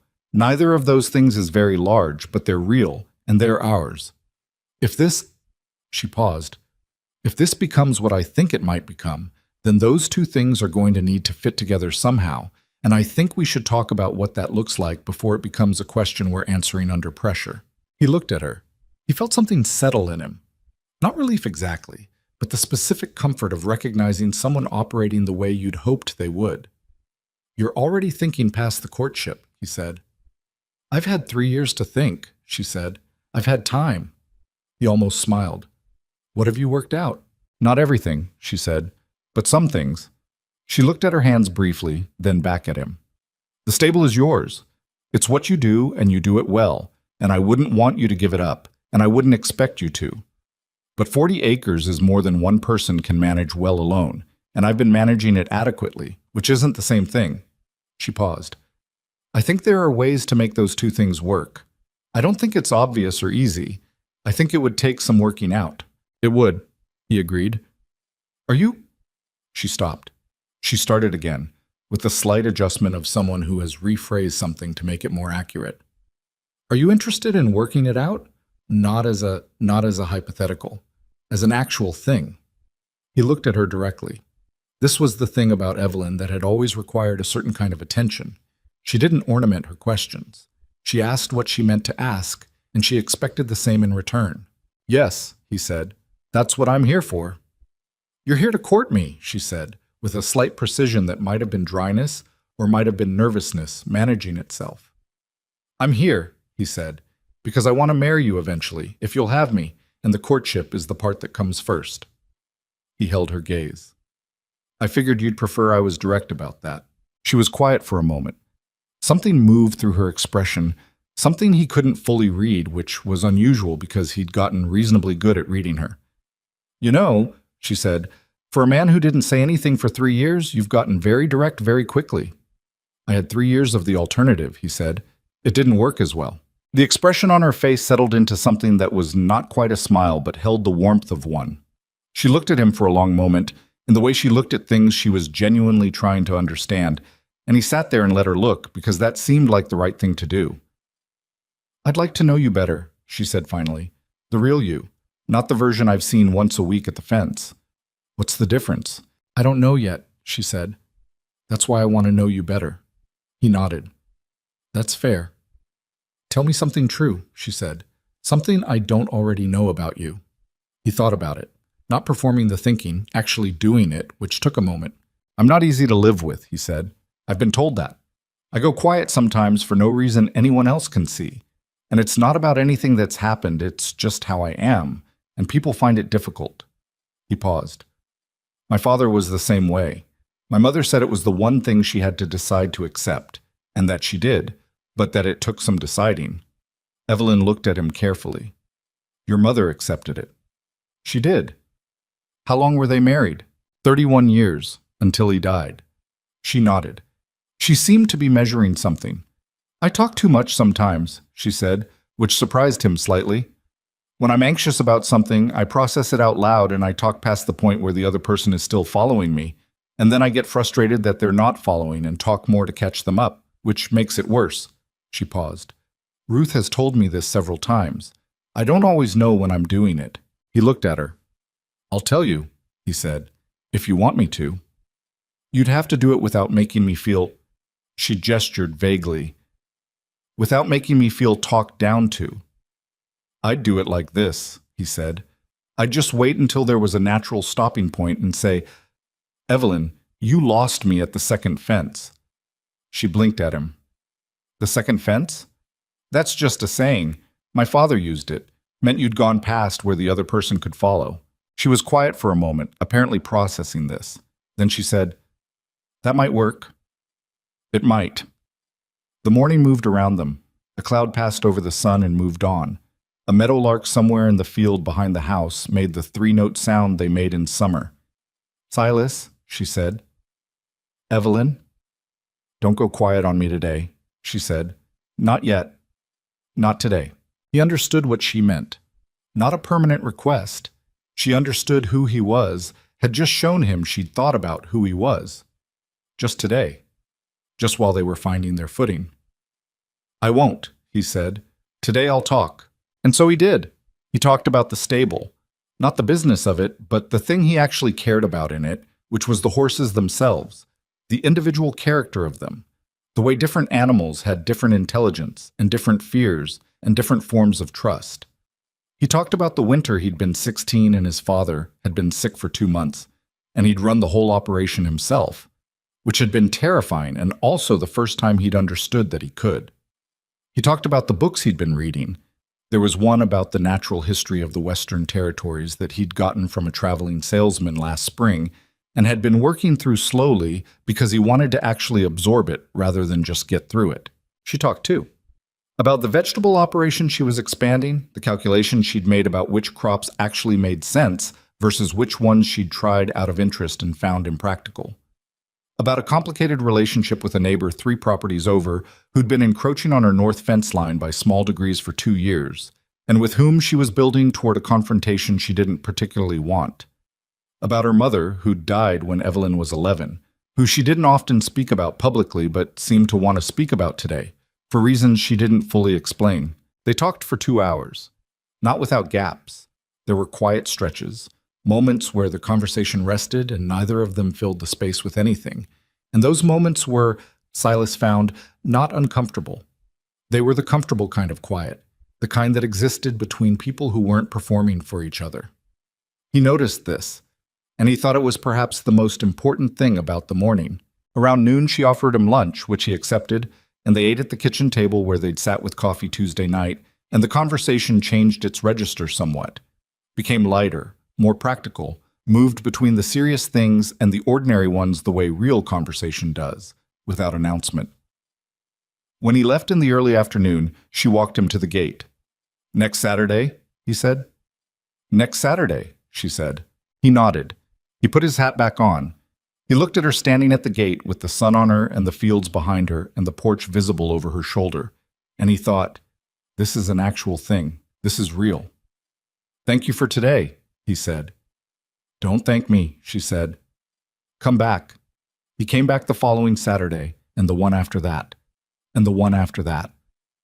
September arrived with the first cooler air moving down from the northern ranges, the light shifting in the way it did when summer was finished with itself, and the year was beginning its long turn toward winter. The cottonwoods along the creeks started going yellow at the edges. The mornings required a jacket now, which they hadn't in July. The town had, over the preceding weeks, largely adjusted to the fact of Silas Mercer courting Evelyn Harper. The initial surprise had metabolized into opinion, and opinion had settled into the general acceptance that tended to arrive when a situation proved itself more durable than expected. He went out every Saturday. Sometimes he stayed for Sunday dinner as well, which several people noted and most concluded was significant. They were, as Ruth Caffey observed to Nora Colby over tea one afternoon in September, becoming one of those couples, the kind where you stopped seeing them separately after a while, where your mind automatically put them together when one of them came up, where their names started to follow each other in conversation without conscious choice. "He's good for her," Nora said. "She's good for him too," Ruth said. "He laughs more. Have you noticed? He was always such a serious person. She makes him laugh." Nora considered this. "She's always been funny," she said. In that dry way of hers, I don't think most people understood it. He understands it, Ruth said, with the particular satisfaction of someone who had seen something true about two people and watched it be confirmed. What Ruth did not say, because she was saving it for the right moment, was what Evelyn had told her the previous week, in the back of the seamstress shop with the lamp going and the town quiet outside. She'd come in with a purpose, which Ruth had recognized before she'd said anything, and she'd sat down and looked at her oldest friend with an expression that was trying to be composed and not quite achieving it. "I think I'm going to say yes," Evelyn had said. "When he asks, I think I know what I want." Ruth had looked at her for a moment, taking the measure of it. Not the decision, but the state of the person making it. "Are you sure?" she'd asked. Not doubtingly, just the question itself, clean. Evelyn had thought about it for a moment. The real kind of thinking, not the quick kind. "I'm not sure about everything," she'd said. "I'm sure about him. I'm sure that I want this, the actual life, not the idea of it." Ruth had nodded. She'd reached out and put her hand over Evelyn's for a moment, which was not something she did often, because physical affection was not naturally her mode, and both of them knew that, which was why it meant something. "Then you'll be all right," Ruth had said. And she'd meant it without reservation, which was the only way Ruth Caffey meant anything. Outside, the September evening had settled into the valley, cool and specific, carrying the smell of the first turning leaves, and the creek water running lower now than it had in summer, and the particular silence of a town at rest that knew, without knowing it knew, that something in its midst was finding its way towards something permanent. October came in quietly, the way it sometimes did before it turned serious. The aspens on the upper ridgeline had gone fully gold, and the cottonwoods along the creek were following, and the mornings carried a cold now that had teeth in it. Not the killing cold of November, not yet, but the kind that reminded you it was coming and that you should take the reminder seriously. Silas had spent the better part of 2 weeks laying an extra feed at the stable, negotiating with the freight line for a winter delivery contract, patching the east wall of the barn where the wind had found a weakness over the summer. He worked with the focused efficiency of a man who knew what winter cost and refused to be caught underprepared. He was also, beneath all of that practical activity, trying to work out the right moment to ask Evelyn Harper to marry him. This was, he was discovering, its own kind of work, less straightforward than patching barn walls, which had the advantage of a clear problem and a clear solution. The question itself he was certain of. He'd been certain of it since early September, when she'd said something at the kitchen table about the north fence line dispute with her neighbor Callum Peters, and he'd realized he was not listening to the content of what she was saying so much as watching the way she said it. The precise, undeceived way she had of describing a problem, the slight edge in her voice when she talked about someone she thought was being dishonest. And he'd thought, with a clarity that surprised him by its completeness, "I want to be in this room for the rest of my life." That part was settled. What he was less certain about was the how of it. He was not a man given to grand arrangements. The idea of organizing something elaborate felt dishonest to who he was, and he suspected it would feel that way to her too, that she would receive an extravagant gesture with the polite attention she gave things she didn't quite trust. What he wanted to do was ask her in a way that was real, that was specific to them, and not borrowed from some general notion of how proposals were supposed to look. He also had the ring. It had been his mother's, a simple thing, gold band with a small garnet set in it, not expensive by any measure that Gideon Barrett would have recognized. His mother had worn it for 31 years, and when she died, it had come to Silas because he was the only one left, and he'd kept it in the small box on his dresser for 4 years without ever thinking about it becoming relevant. He thought about it now. He took it out one evening and looked at it in the lamplight, turned it in his fingers. It was worn smooth on the inside from years of his mother's hand, the gold slightly irregular in the way handmade things were irregular. The garnet was a deep red, small but clear. It was not a showy object, it was just a real one. He put it in his jacket pocket the following Saturday and told himself he'd find the right moment, or he wouldn't, and if he didn't, he'd try again the week after. He found it, though not in any way he'd planned. The morning had gone normally enough. He'd arrived at 9:30, they'd had coffee, they'd spent an hour working together on the section of fence that bordered the Peters property. The dispute with Callum Peters had escalated to the point where Evelyn had decided the most effective response was to make the fence so unambiguously clear and solid that there was nothing left to argue about, and Silas had agreed that this was probably the right approach. And they'd worked side by side through the morning in the companionable, practical way they developed over the preceding months, talking sometimes and quiet other times, passing tools without needing to ask. After lunch, she'd been restless. He could tell because she reorganized the kitchen shelf that didn't need reorganizing while he was drying the dishes, and she did it with the slightly displaced energy of someone who had something in their head that their hands were trying to address. He'd waited. They'd walked out to check on the mare in the afternoon, because the mare had been slightly off her feed the previous week and Evelyn was watching her carefully. The horse was fine, eating normally, moving without trouble, and Evelyn had stood at the paddock fence with her arms folded over the top rail, watching her, and Silas had stood beside her, and the afternoon was very still and very clear and smelled of dry grass and coming cold. "Callum Peters came by yesterday," Evelyn said. Silas looked at her. "Came to the door," which he's never done before. She was watching the mare, not him. "Said he wanted to discuss the fence line man-to-man, which—" She stopped. "Which implied the previous discussions hadn't been," Silas said. "Yes." Her jaw had the slight set it got when something had gotten under her composure.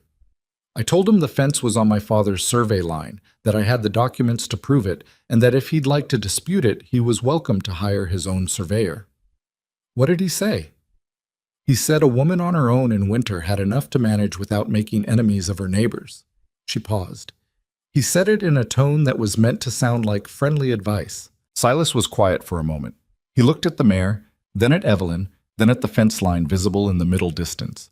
Straight, newly reinforced, going where the survey said it should go.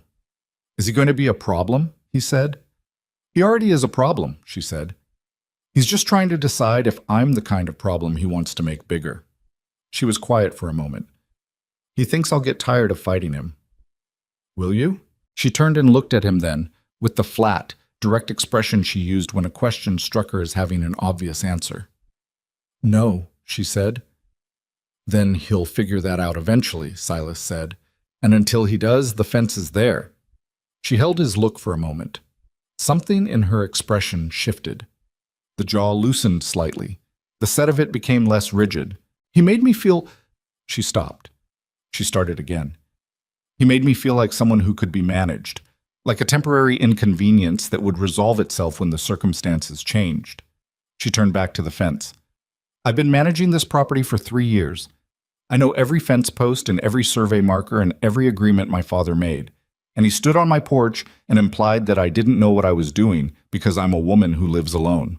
"You don't live alone," Silas said. She looked at him. He met her eyes.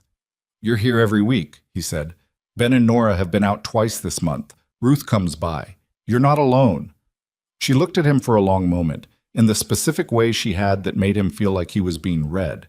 Not intrusively, but carefully, with genuine attention. "No," she said quietly. "I'm not." Something settled between them in the afternoon quiet, in the particular stillness of the paddock, with the horse moving gently behind the fence and the light going golden at the edges. Silas reached into his jacket pocket. He hadn't planned it for this moment, or rather, he'd planned it for a moment, and this moment had arrived, and it seemed more real than anything he'd rehearsed, so he let the rehearsal go. "Evelyn," he said. She was still looking at him. She saw what was in his hand before he said anything else, and her expression did something complicated. A quick, unguarded movement across her face, there and then managed, though not quite fully. "That's—" she started. "My mother's," he said. "She wore it for 31 years. It's not much to look at. It's garnet, not anything." He stopped himself because he'd started apologizing for the ring, and that was the wrong thing. He steadied. "I want to ask you to marry me," he said, "not as something eventual or something we've been moving toward. I want to ask you directly, right now. Will you marry me, Evelyn?" She stood at the paddock fence with her arms still folded on the top rail and looked at him in the ring, and what crossed her face was not the composed, organized expression she typically showed the world, but the real one underneath.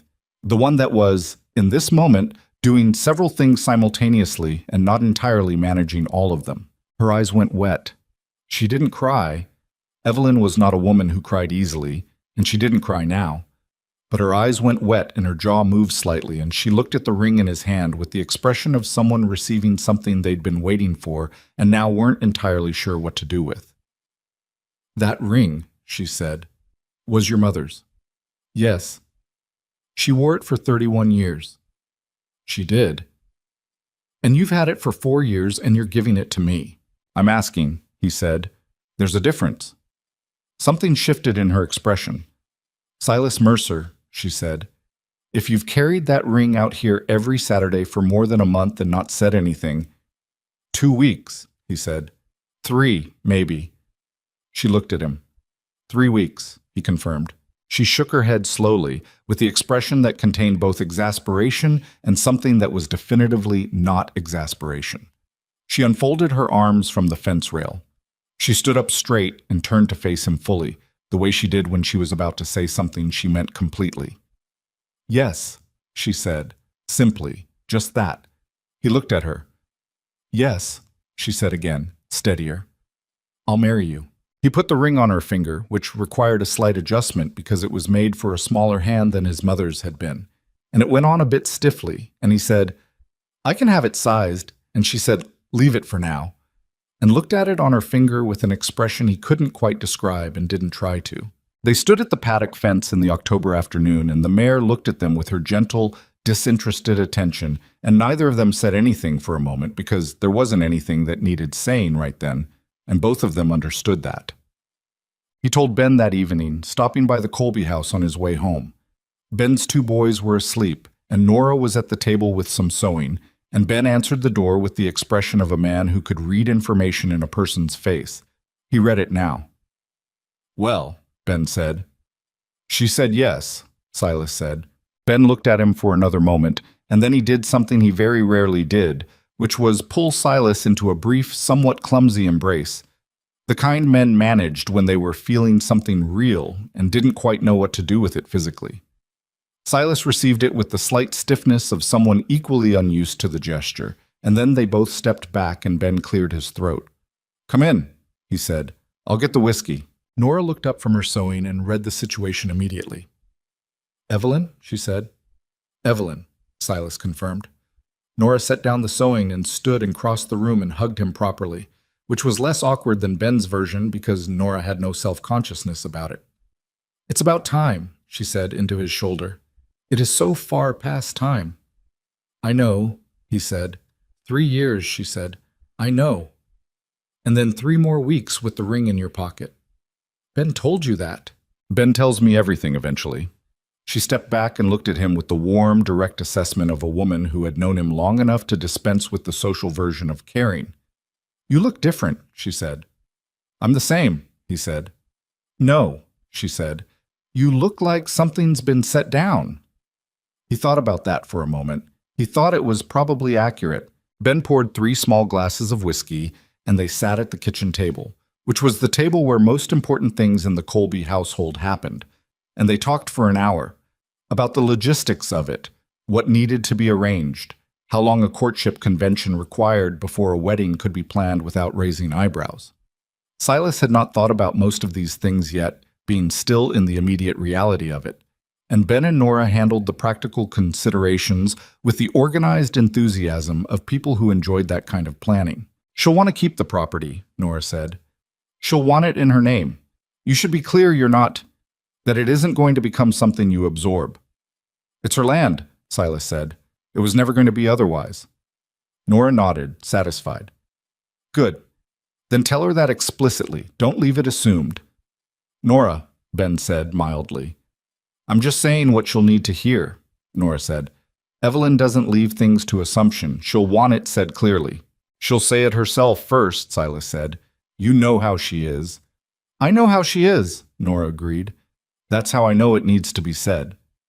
He left around 9 and walked home through the October night, which was cold enough now to make his breath visible, the stars very clear in the way they got this time of year when the air was dry and the sky was fully dark.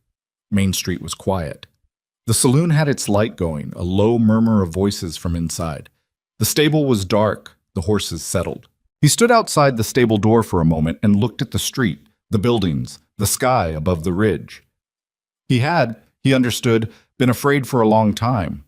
Afraid of the specific thing he'd wanted, which was a kind of fear he recognized now as the most foolish variety, the kind that used the very importance of something as a reason not to reach for it, as if things that mattered could only be protected by never risking them.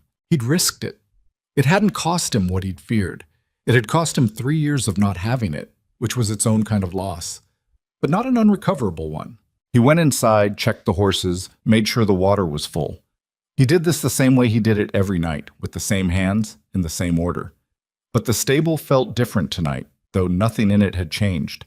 It felt like a place with a future attached to it, which it had always had, but the future had been abstract before and was now specific in a way that altered the texture of the present. He went upstairs, took the lamp to his room, sat on the edge of his bed for a moment in the way a person sits when something significant has happened and they're not ready to sleep yet but don't have any particular activity to fill the time.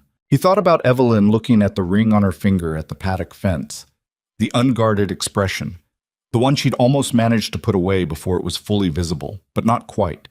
He thought about 3 years of Saturday mornings, of coffee wrapped in cloth, of conversations that ended the way good things end.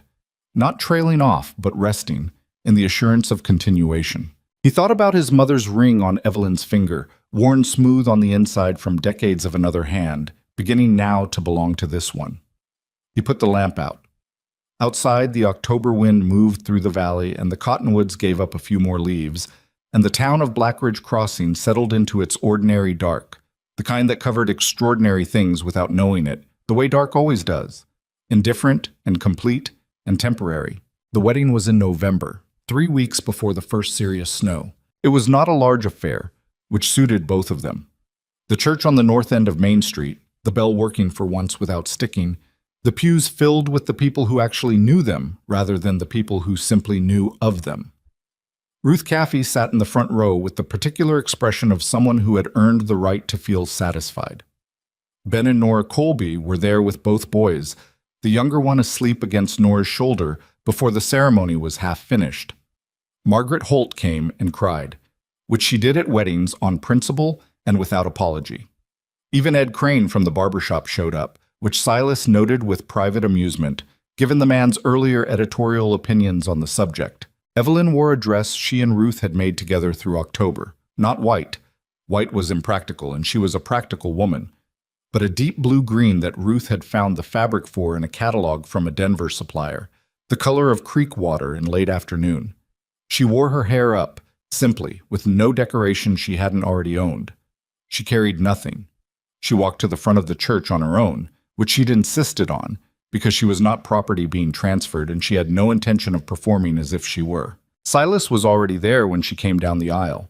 He turned when he heard her, which was a little early, because he'd been listening for her, and when he turned she was looking at him with an expression that was not the composed, managed version of herself and never would be again in moments like this.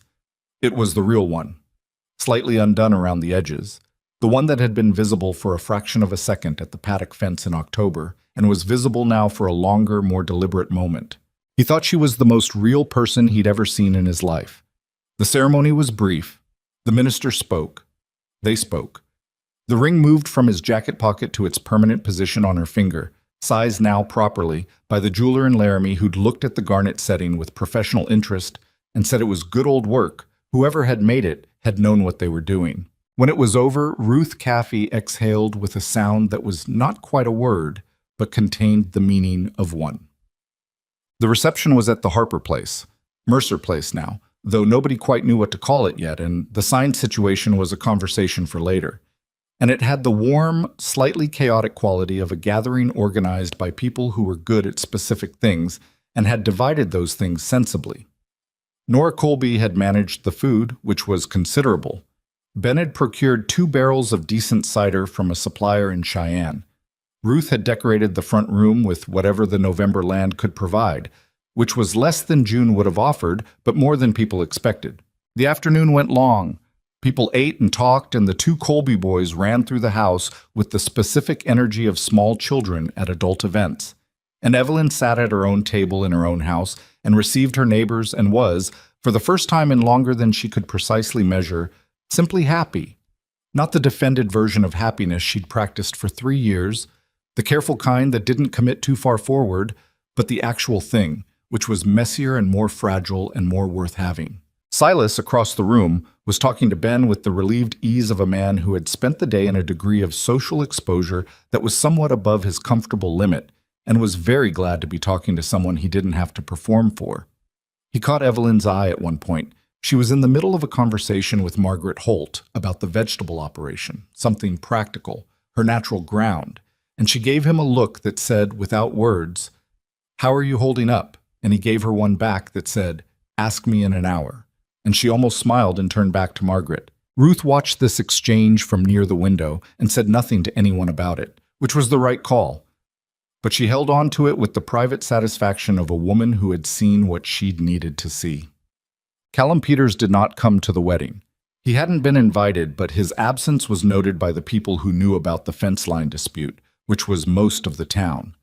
The week after the wedding, Silas rode out to the Peters property on a Tuesday morning and spoke to Callum in the yard. He was not aggressive about it. That wasn't his way, and it wouldn't have served the purpose. He was direct.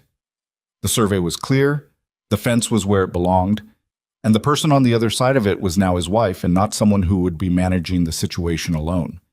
He said it without threat, but with the specific quality of a man who means exactly what he says and has nothing particular to prove, which is sometimes more effective than anger.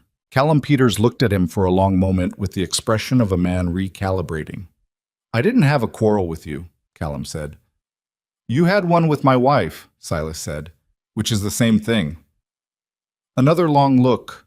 Callum was not a bad man, Silas had decided.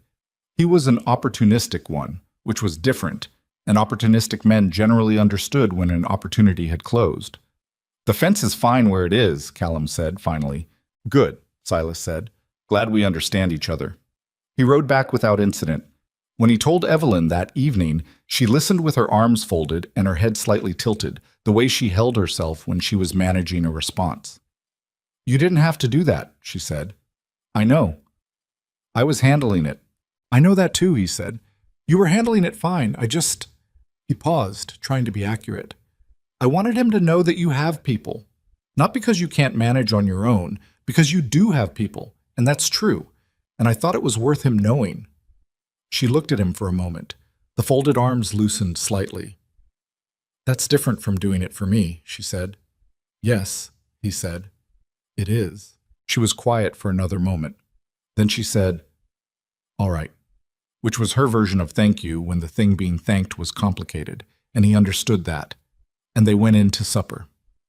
The first winter of their marriage was not easy, and they never pretended it was. The cold came in hard in December, harder than the previous 2 years, and the stable required constant attention. Frozen water lines, horses that needed extra feeding, a roof section on the east side that had been marginal going into autumn and became a genuine problem by January. Silas worked brutal hours through January and February, coming home after dark most nights with the specific exhaustion of a man whose body had done more than it had. And Evelyn kept the farmstead running and managed the animals and cooked dinner and sometimes had it waiting and sometimes didn't, because she was exhausted too, and they'd both agreed early on that the performance of domesticity was less important than the reality of two people making something work together. There were nights he was too tired to talk, which she'd been warned about and had still found harder to navigate than she'd expected. Not the quiet itself, she'd always understood the quiet, but the particular version of it that came with exhaustion, which was harder to read than his natural silence, which had its own texture. There were nights she over-explained something she was worried about until he'd said, gently but clearly, "Evelyn, you lost me at the second fence." And she'd stopped and laughed despite herself, and they'd gone to bed without resolving the thing, which turned out to be fine, because most things looked different in the morning. In February, the roof section came down in a night storm, taking part of the east wall with it. Silas stood in the stable at 4 a.m, looking at the damage with a lamp in his hand, and the horses crowded into the western stalls and the wind coming through where the wall had been. And what he felt was not panic, but the flat, heavy weight of a setback that was going to cost more than he had immediately available. He told Evelyn at breakfast. She listened without interrupting, which she was better at when the information was bad than when she was anxious, and then she said, "How much?" He told her his estimate. She was quiet for a moment, doing arithmetic he couldn't see. "I have the summer's earnings set aside," she said. "It's not what you need all of it, but it covers most."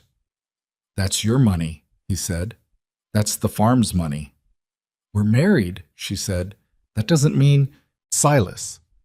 She looked at him with the direct, patient expression she used when she thought he was being unnecessarily principled in a way that was making a practical problem worse. The farm needs the stable to be functioning as much as the stable needs to stand up. If your horses are crowded into half the space, you lose clients and we lose income, and the farm suffers for it too. She paused. "This is not a favor. This is just math." He looked at her. He wanted to argue further, and he didn't, because she was right and he knew it. And one of the things he'd learned about Evelyn in the months they'd been married was that when she was right, she was usually also done discussing it. "I'll pay it back," he said. "Into our account," she said. "Yes." They fixed the roof in March, when the weather broke enough to work, with Ben Colby's help and 2 men Silas hired for the week. It took longer than expected and cost slightly more than estimated, which was the nature of repairs. By April, the stable was whole again. The clients who'd taken their horses elsewhere during the disruption had mostly returned, and the spring brought new business from 2 ranches that hadn't used him before. He told Evelyn about it on a Saturday evening, sitting on the porch where they developed the habit of sitting after supper when the weather allowed. She received it with the satisfaction of someone who had calculated correctly. "The Hendricks account is good business," she said, meaning one of the new ranches. "Henry Hendricks doesn't spend money without thinking about it. He said his foreman recommended us." "Did he say which foreman?" "Dawson, I think." She nodded. "Dawson's wife is Clara Finch's cousin. Clara talks to me sometimes. Apparently she mentioned you." She paused. "In a positive way." Silas looked at her. "You've been—" "I haven't done anything," she said. "Clara talks to me. I can't stop her talking to me." He looked at her for another moment with the expression that meant he understood perfectly well what had happened and was choosing not to make it into a conversation. "Thank you," he said. "You fixed the fence," she said. 3 times. Us. The children came with the ordinary improbability of children, not planned with precision, not a surprise exactly, just life moving forward the way it does when people stop being afraid of it. A daughter first, born in the autumn of 1886, whom they named Clara, after the neighbor who talked too much and meant well, which Evelyn felt was a sufficient tribute. Clara was a serious child from the beginning, dark-haired like Silas, with Evelyn's way of looking at things carefully before responding. She was the kind of child who watched a new situation from the edges before deciding to enter it, which made her harder to worry about but easier to underestimate. And both her parents were alert to the second danger. A son 2 years later, named Douglas for Evelyn's father, who arrived in the world with considerable noise and opinion and maintained both as defining characteristics into childhood. He was easier in some ways and more exhausting in others. The kind of child who loved with his whole self and fought with his whole self and couldn't seem to moderate the volume of either. He had Silas's hands, broad and capable, and Evelyn's tongue, which was sometimes a difficult combination and never a dull one. The house expanded. Not dramatically.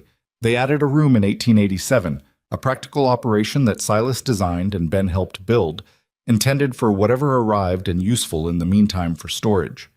The stable grew too, slowly, through reinvestment and a good run of years and the steady reputation that builds when you do one thing consistently and don't cut corners on it.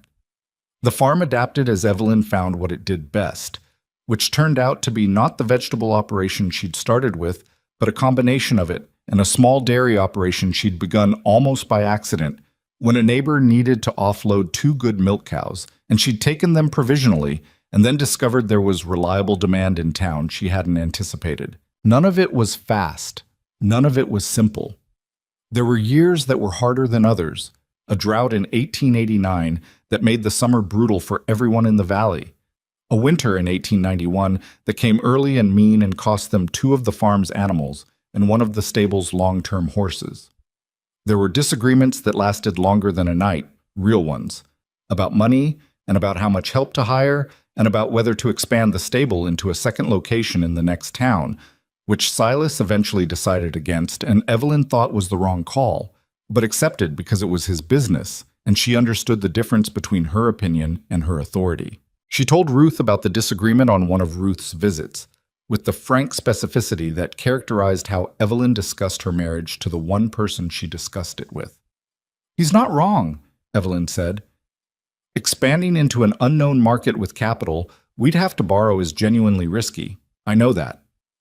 "But," Ruth said, "but I think he's being careful in the way he sometimes is when what's actually happening is that he's afraid." She paused. "And I can't tell him that, because he'll think I'm saying his judgment is wrong, and it isn't wrong, it's just colored." Ruth considered it. "Have you tried saying exactly that?" "How?" "That you think the risk is real and you understand why he's cautious, and that you also wonder if the caution is partly fear and whether that's worth looking at." Ruth shrugged slightly. "He's been honest with you about his fear before. He might be again." Evelyn was quiet for a moment.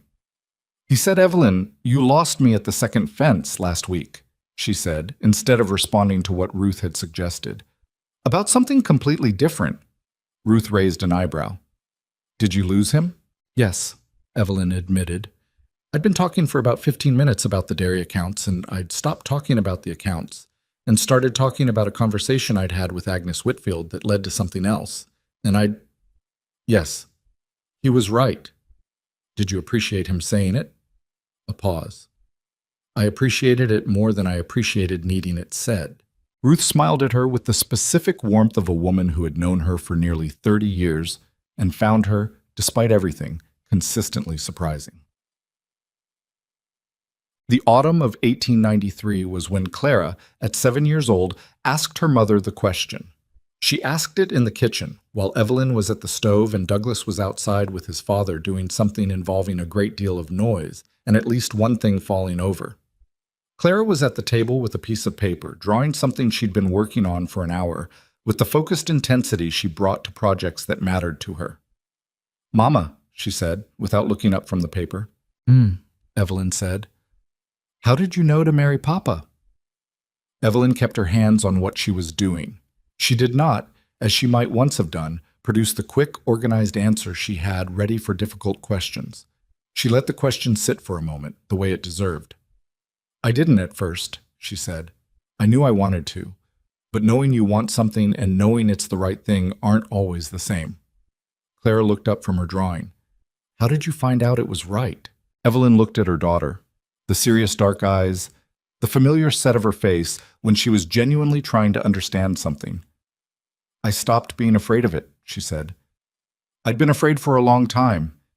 Not of your father, of being wrong, of wanting something that wasn't going to work out." She paused. "And then one day I stopped being afraid and I found out it was going to work out not because it was perfect, but because we were both going to keep trying." Clara thought about this with the thoroughness she gave things. "Papa was afraid too," she said. "It wasn't a question." "Your father was afraid longer than I was," Evelyn said. "And then he stopped." "What made him stop?" "Someone told him to." She paused. "And the right moment." Clara seemed to find this satisfactory. She went back to her drawing. Evelyn stood at the stove and looked at her daughter's bent head, the careful way her hand moved across the paper, and she thought about a Tuesday night in July, 9 years ago. A man standing at her door with his hat in his hands and his fear on his face, and the truth finally making it out of him after 3 years of waiting. She thought about the paddock fence in October and a small ring worn smooth from someone else's 31 years. She thought about a roof coming down in February, and dinner that wasn't always ready, and the second fence, and a man who went quiet sometimes for no reason anyone else could see. She thought about what she'd told Ruth the previous year. "I think he's being careful in the way he sometimes is when what's actually happening is that he's afraid." And she thought about how she'd finally said that to him, directly, one evening on the porch, with the children inside and the night coming in over the ridge, and how he'd been quiet for a long time and then said, "You might be right," and how those 3 words had been more significant than anything elaborate would have been. The second stable location had opened in 1892. It was doing well. Outside, Douglas shouted something triumphant, and Silas's voice came back. Lower, steadier, the specific tone he used with his son that managed to be both patient and firm. which Evelyn had noticed was something he'd had to learn, because patience with children was not the same as patience with horses, and the learning had not been without incident. He was not a perfect father. He was too quiet sometimes in ways the boy found frustrating, too slow to praise in the ways Douglas needed praised, too inclined toward the doing of things rather than the talking about them. These were things Evelyn sometimes had to translate. She had become, without particularly planning to, the person who explained Silas to their children and the children to Silas, which was its own kind of work and not something she resented, but something she was clear-eyed about. She did not resent it because she understood what it was, the ordinary, unromantic work of two people who were genuinely different from each other deciding to stay in the same place. That was what a marriage was, in her experience. Not a resolution of differences, but a daily, sometimes grinding negotiation with them. Not a story that ended, but a practice that continued. She had not gotten what she'd imagined when she'd been 21, and first understood that she wanted Silas Mercer. What she'd imagined had been simpler, cleaner, more like a destination than a direction. What she'd actually gotten was harder and more specific and, on most days, in most ways, considerably better. The door opened and Douglas came in first, red-faced and pleased with himself, followed by Silas, who had wood shavings on his jacket and was carrying something wrapped in cloth that turned out to be a repaired hinge from the barn door.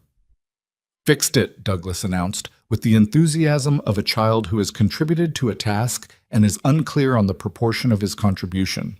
"I can see that," Evelyn said. She looked at Silas over her son's head.